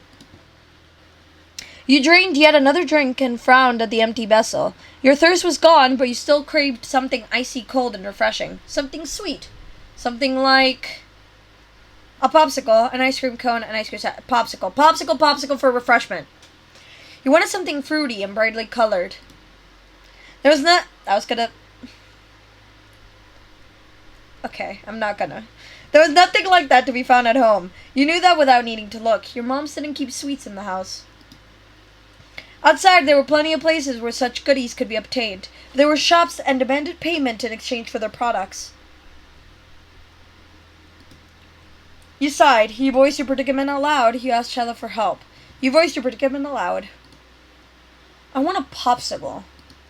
Shiloh, who had been draped over the sofa, perked up. Yeah. That sounds good. We don't have anything like that in the house, and I don't have any money. Oh, let me check if I have any. Shiloh rummaged in his backpack and proudly produced an assortment of coins, plus one straight button. You set the button aside and counted the coins in neat piles. Just over $1. You announced this to Shiloh. He had almost certainly come to the same conclusion, but he'd been watching you expectantly. It's a start. Shiloh beamed at you. We'll need to find some more. Okay.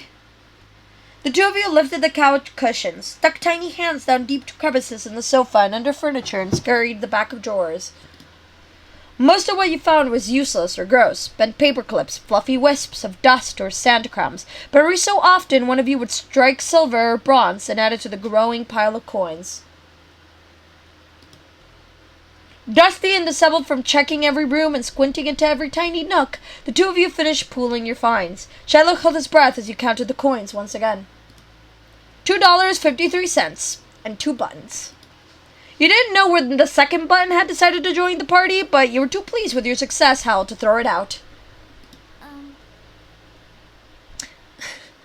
I just saw that's a misusing of power, and and Blooming Panic just came to mind. Bruh, I just immediately thought of this theme song and that's an abuse of power. Not when I count it as harassment. Bruh! Tell Queen that they're hot for me. From me. Not for me.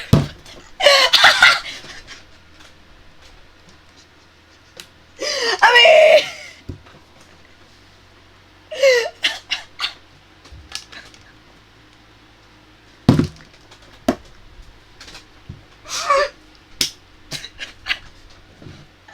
Okay, I will. Just hold on.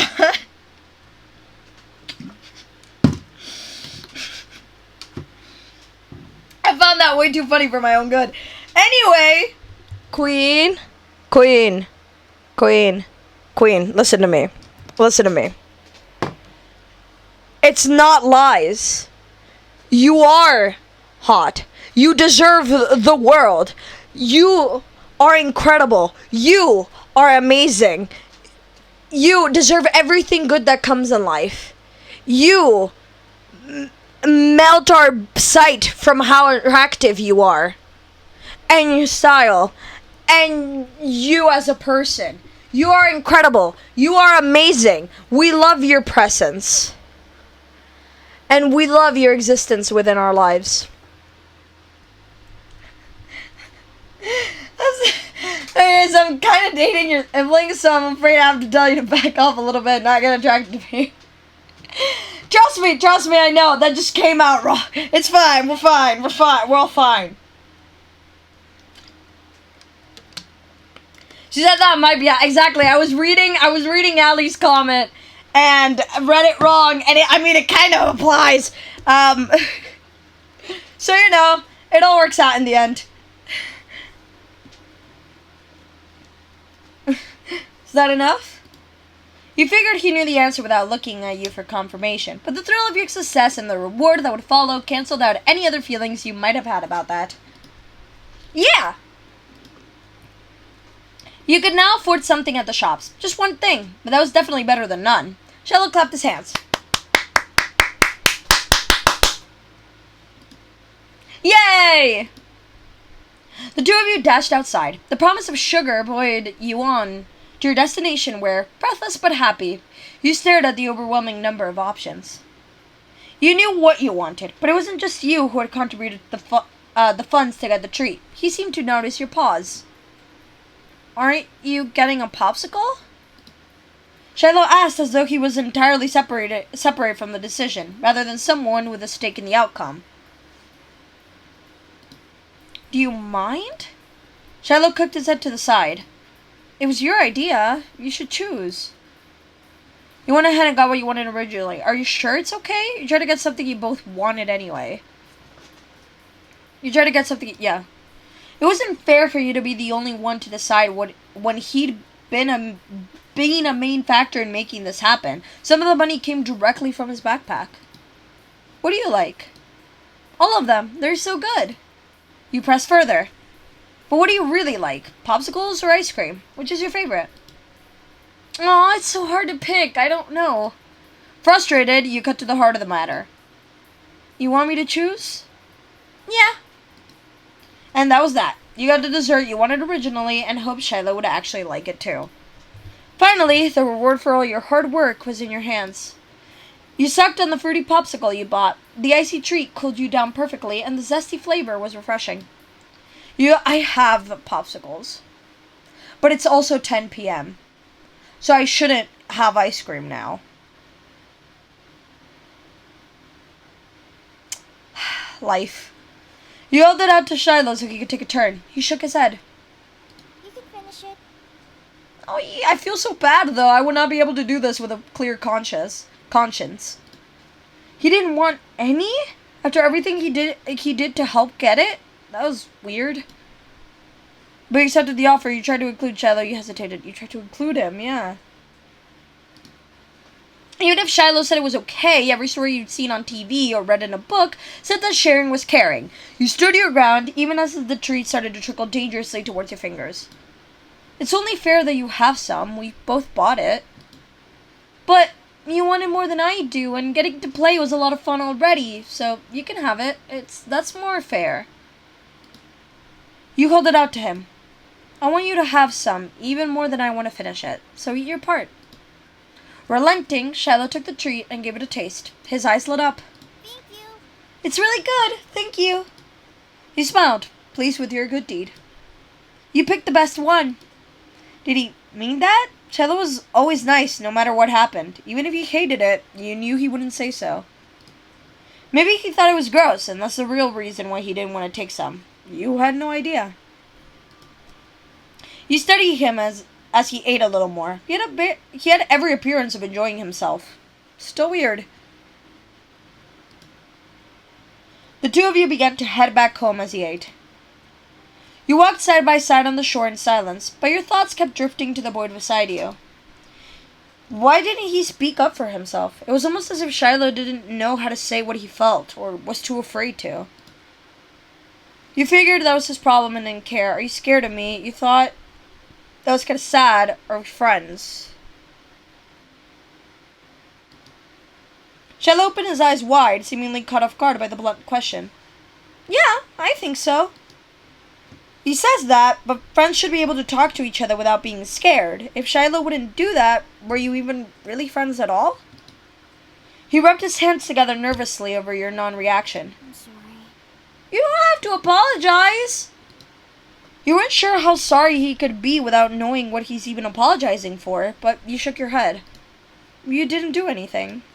It was true. Shiloh hadn't done anything mean. He'd gone out of his way to make you happy. That didn't seem like it should be a bad thing. And yet it bothered you. Thank you for the follow. I just don't know if you like me. It's like it doesn't matter what I do. You're gonna act the same. I could be anybody, and you wouldn't care. No, I like you. I really like you, Ace. I want to be friends. Okay. You smiled hesitantly at him, and his fidgeting ceased. Even though you weren't sure if you believed him, this was only making things worse. You decided that maybe there were all types of friends. If Shiloh wasn't able to do things differently, this would have to be alright. Shiloh made you unsure about setting a label on the experience of spending the afternoon with just him.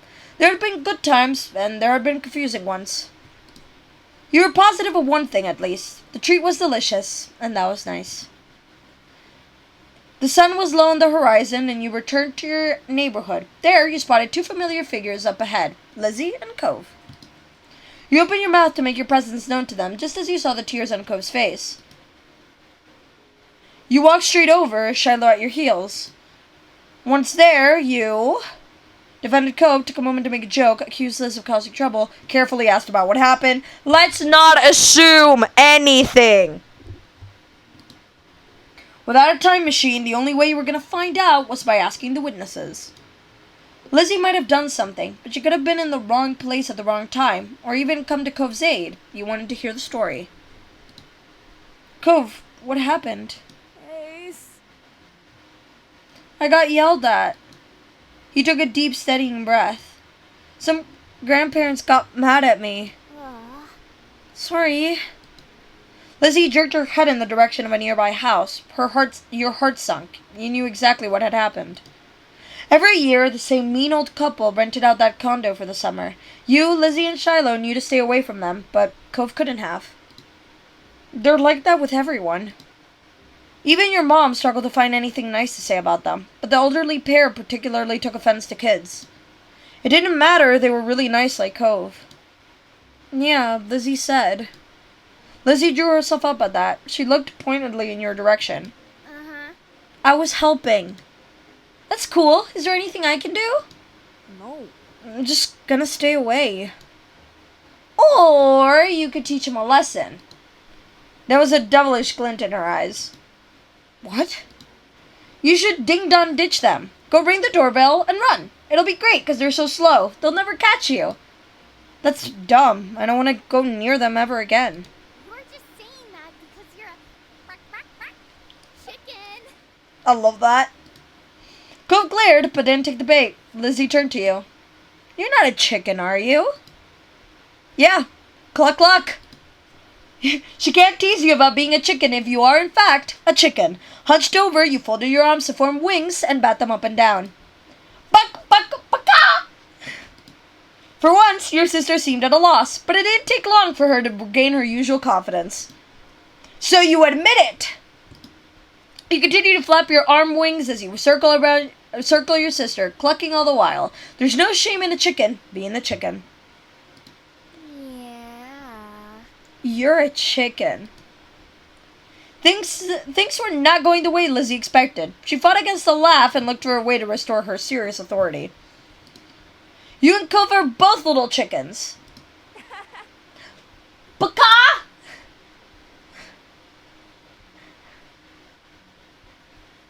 Where we meet to him now? I don't know, calling him teasing him like that? No. So Lizzie called him a chicken and then called me a chicken as well, and then I just went along with it. And now he's going along with it as well. Fun! Cole folded his arms, the one with the cast wasn't as tightly tucked down, and joined you in cheeping around. It was hard to cluck through the giggles that rose up when you saw him, imitating a chicken, but you still both gave a first-class performance. The door to the old couple's condo flung open to reveal one of the culprits behind Cove's tears. You froze, wings raised. Can't you let anybody have a bit of peace and quiet? No. I'm a menace. And I scream. And I like screaming. Screaming's fun.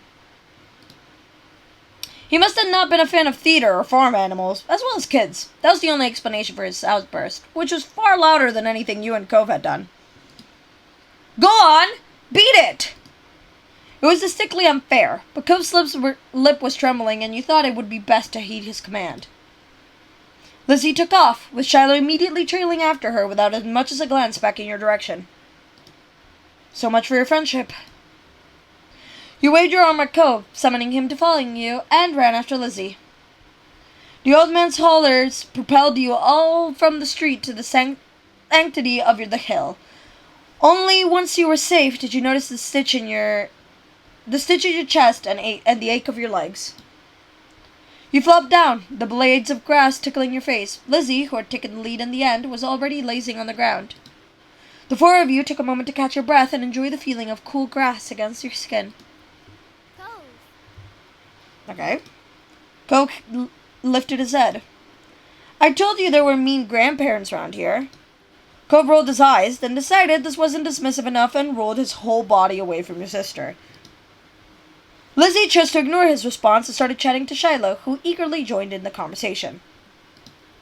In the back of your mind, you knew you'd be second fiddle again to Shiloh once Lizzie came around. It always went like that. And it was fine, you thought. You still felt a little sad after how much time you spent together today, and it was always annoying. It was fine. Shiloh could prefer Lizzie as much as he wanted to. There were other things to attend to anyway. You wriggled closer to Cove. He had calmed down for the most part, and was inspecting a flower. His fingers pinched the stem and tilted the white petals towards him. That's a poppy. Cove glanced at you in acknowledgement, then back to the flower. And the type of poppies on this hill have the name white linen poppy. Mom told me. He quirked a smile. That's funny. He ran a finger around the edge of the petals. It doesn't feel like cloth. You need a lot of them to make anything. He nodded and released the delicate plant. Evaluation complete. This is my favorite kind of flower, but I didn't know what it was called. Thanks. It's mine too. I like roses. Buttercups are really great. My favorite are snapdragons. Hibiscus are the best. Peonies are pretty. I love sunflowers. I had pink tulips. Orchids are the most special. Type your own answer. I like all flowers. I don't care about I'm just gonna... Listen, I believe the last time I did this, I looked up each of these and then picked my favorite one. I do not have the patience right now. And I do not know about flowers to make an educated guess. So I like all flowers. All flowers matter. It's too hard to pick just one. Sorry, flowers. He chuckled. You're so nice. You think so? Yeah. Oh, he stopped the conversation there, suddenly shy. This! Image! We're getting images! Yay! We're getting the art. Yay! You moved onto your back with a small smile and looked at the darkening sky. The blanket of clouds reminded you of a thick throw you curled under your cold, rainy days. You wondered if the clouds could be as soft. They lazily flooded on by, splitting from each other, merging and morphing into new shapes.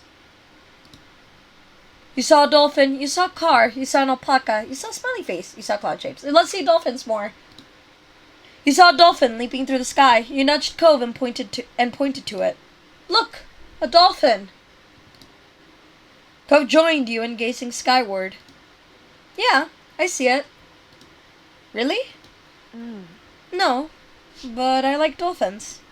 Hey! He chuckled at your reaction. The sky.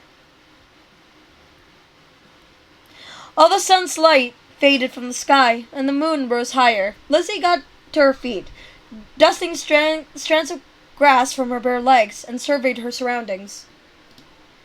The ocean, visible from the crest of the hill, beckoned with every sweep of the tide. Let's go to the beach. There were no arguments from the other two. Shiloh was still Shiloh, and Cobb would never say no to going to the shore. He was a child of the sea. You? Wanted to go there too. We're tired to argue. We're too tired to argue. We're happy to do what the others wanted. Objected to the plan. Wanted to go there too. So you eagerly joined the others in descending the hill down to the water. You stepped onto the sand for the second time that day, but it felt different at night. The beach was nearly quiet at this hour. Abandoned sand castles and footsteps in the sand, too big to belong to any of you, were the only indication of how busy it had been only hours earlier. The four of you kicked shoes off and removed socks and walked along the water's edge. The waves tickled your feet. I wonder what would happen if you tried to take a bath in the ocean, with shampoo and everything. Oh, hold. Oh, we're fine, I think. That would be bad for the fish. Jeez. I didn't say anyone would do it. Jeez, you don't have to be serious about everything. You're the one who asked what would happen. That is what would happen. It'd hurt the fishes. I mean, he's not wrong. Hi, yo, blue-haired guy. Blue-haired guy indeed. Looks awesome. Bear made it. Bear made the PNG tuber.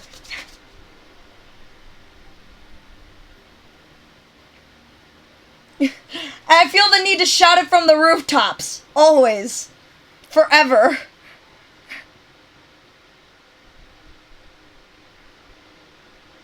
Hold on. What's happening? We good? Are we? I don't know. Hold on. Give me a second. Jesus. Ah. Sneeze. Oh, the sneeze taking over my body. That threw me off. Hold on. Give me a second.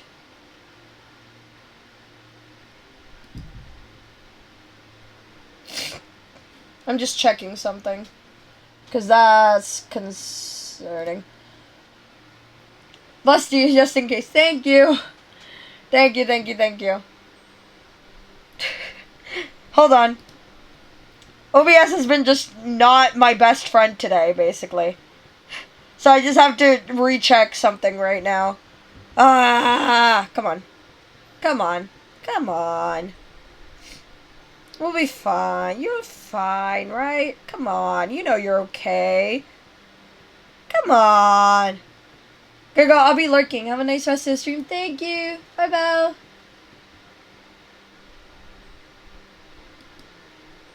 Please do not crash on me again. I will literally cry.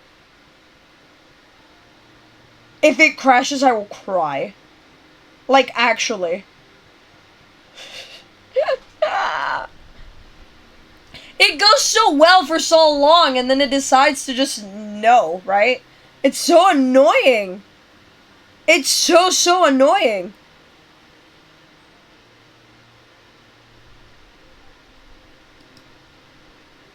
Hold.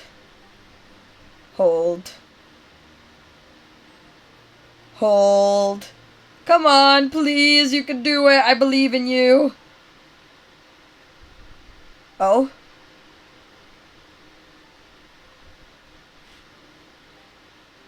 Okay, hold on. Come on. You could just come back to life. Work, fam. Exactly. Fam, work. Fam, you know you want to work. You know you want to. Deep down, you know you want to.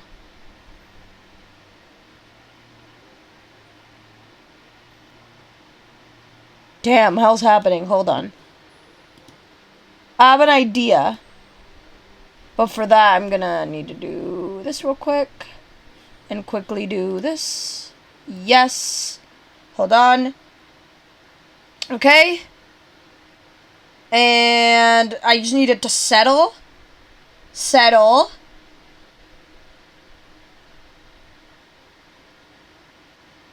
Do we need to form a circle of chairs so we can talk about our feelings with your streaming setup? Yes.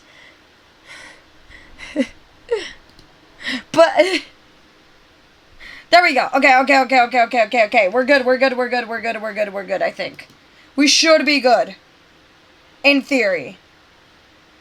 She says with confidence.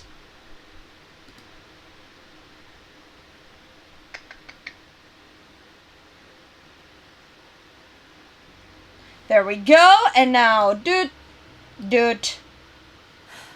There we go. And now...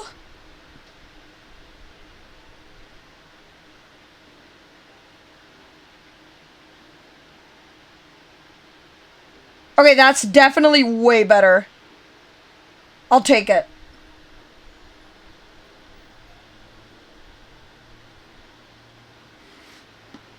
I'll take it.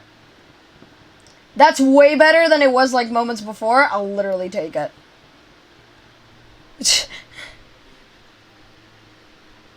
Whatever black magic I just did, it worked. So, it's definitely doing way better than it was like moments before. So I'll take it.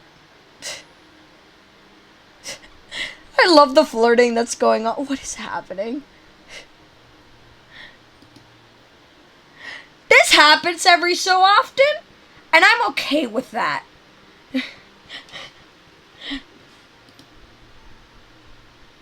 Maybe OBS is begging for you to stop so we can finally sleep. Okay, mayhaps, but we're finishing this moment. Alrighty? Well, maybe OBS is begging. So, I'll accept the begs, but we're finishing this moment first.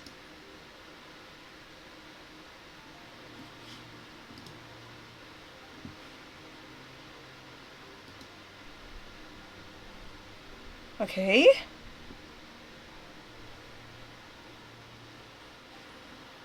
There we go. OBS is truly begging.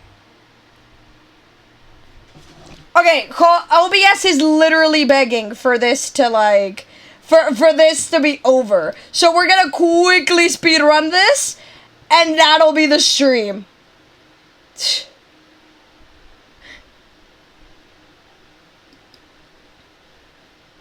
Alrighty? Alrighty. That's the plan.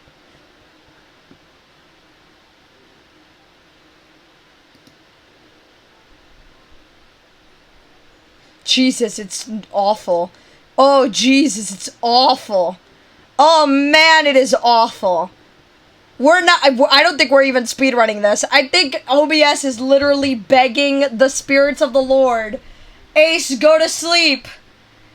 It's 10:30.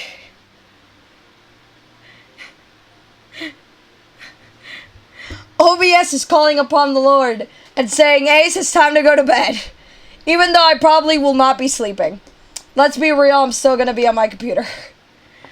Maybe on my laptop and not this big computer, but I'll still be on my computer. Let's be actually real. Let's be real. Okay, hold on. I'm begging of you.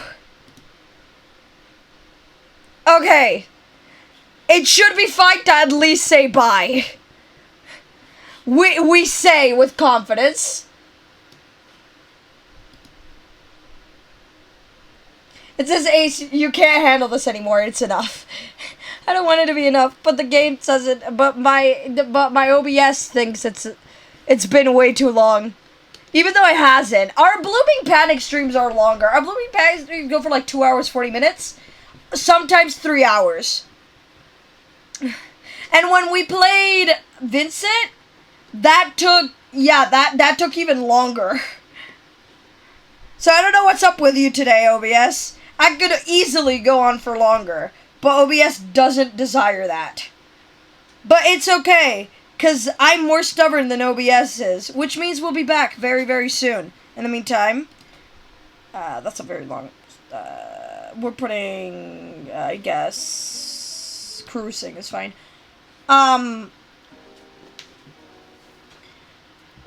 So, yes. So, OBS is begging... So I guess that'll be the stream for today.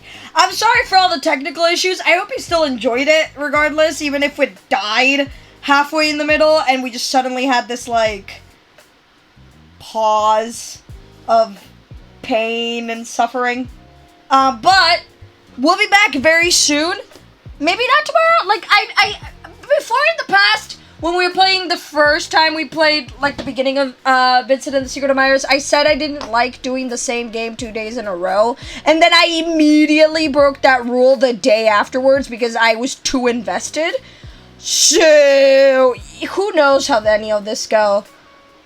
So, who knows how any of this go. I also need to find time to play the Night Owl Brew. I'll probably do that on my own time for Blooming Panic wise.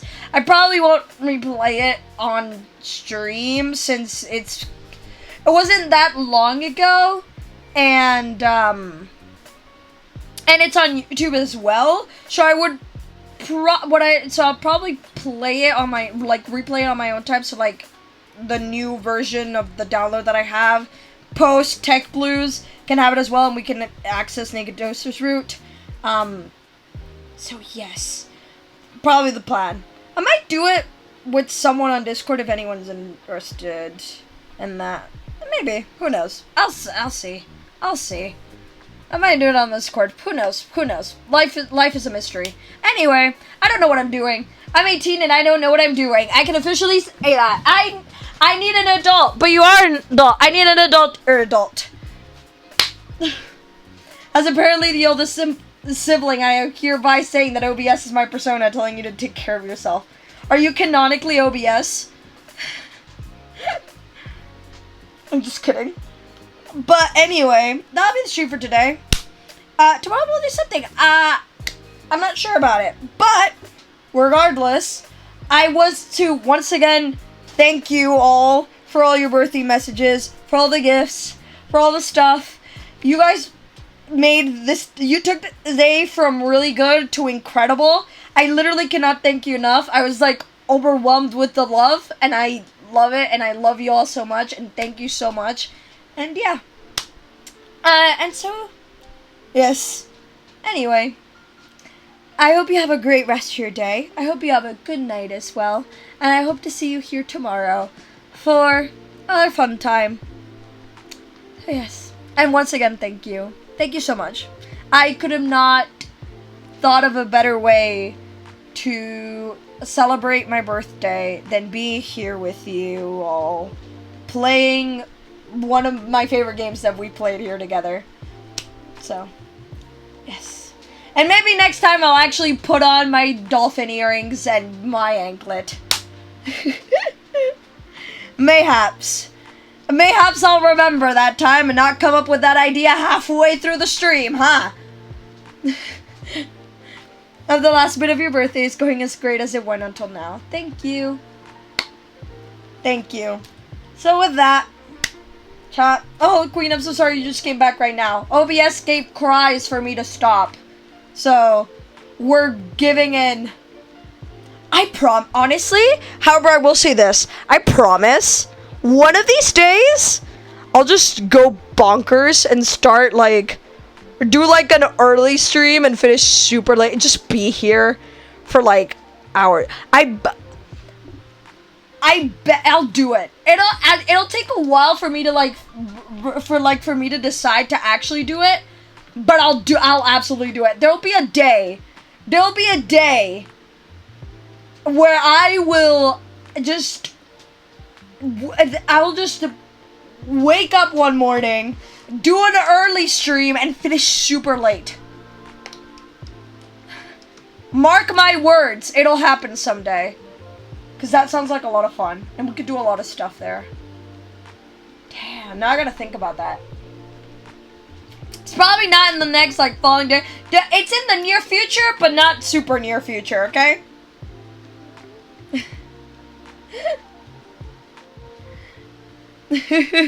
So anyway, hope you have a great rest of your day. Hope you have a good night as well. Hope you have a great hope you have a great day tomorrow. And once again, thank you all so much. I appreciate you all so much. You're all amazing people, and I'm so glad that I've gotten to know you as little as much as that has been over these last few months. It's half a year. Shit. It's incredible. So yes. Thank you all so much for being here, even if it's for a little bit, for a couple seconds, for as long as my streams last and I ramble. It's always appreciated. Thank you all so much. Sending you a virtual hug, and you can feel it if I scream about it enough. Let me find a good ending song. Today we'll do Lemonade should be good. Bye-bye, chat. Bye-bye, chat. Bye-bye, chat. And I'll figure out my technical issues and what caused it. Because I'm pretty sure I know what it is. Because of a message that my computer gave me when it crashed. Like, I'm pretty sure I know what it is. And I'm kind of concerned about it, but it's fine. It is fine. It should be an easy fix. Hopefully. Fingers crossed. She says, with confidence. Hey, yo. Bye-bye, chat. Bye-bye, chat. Bye, chat. Have a great rest of your day. Have a good night as well. Bye-bye.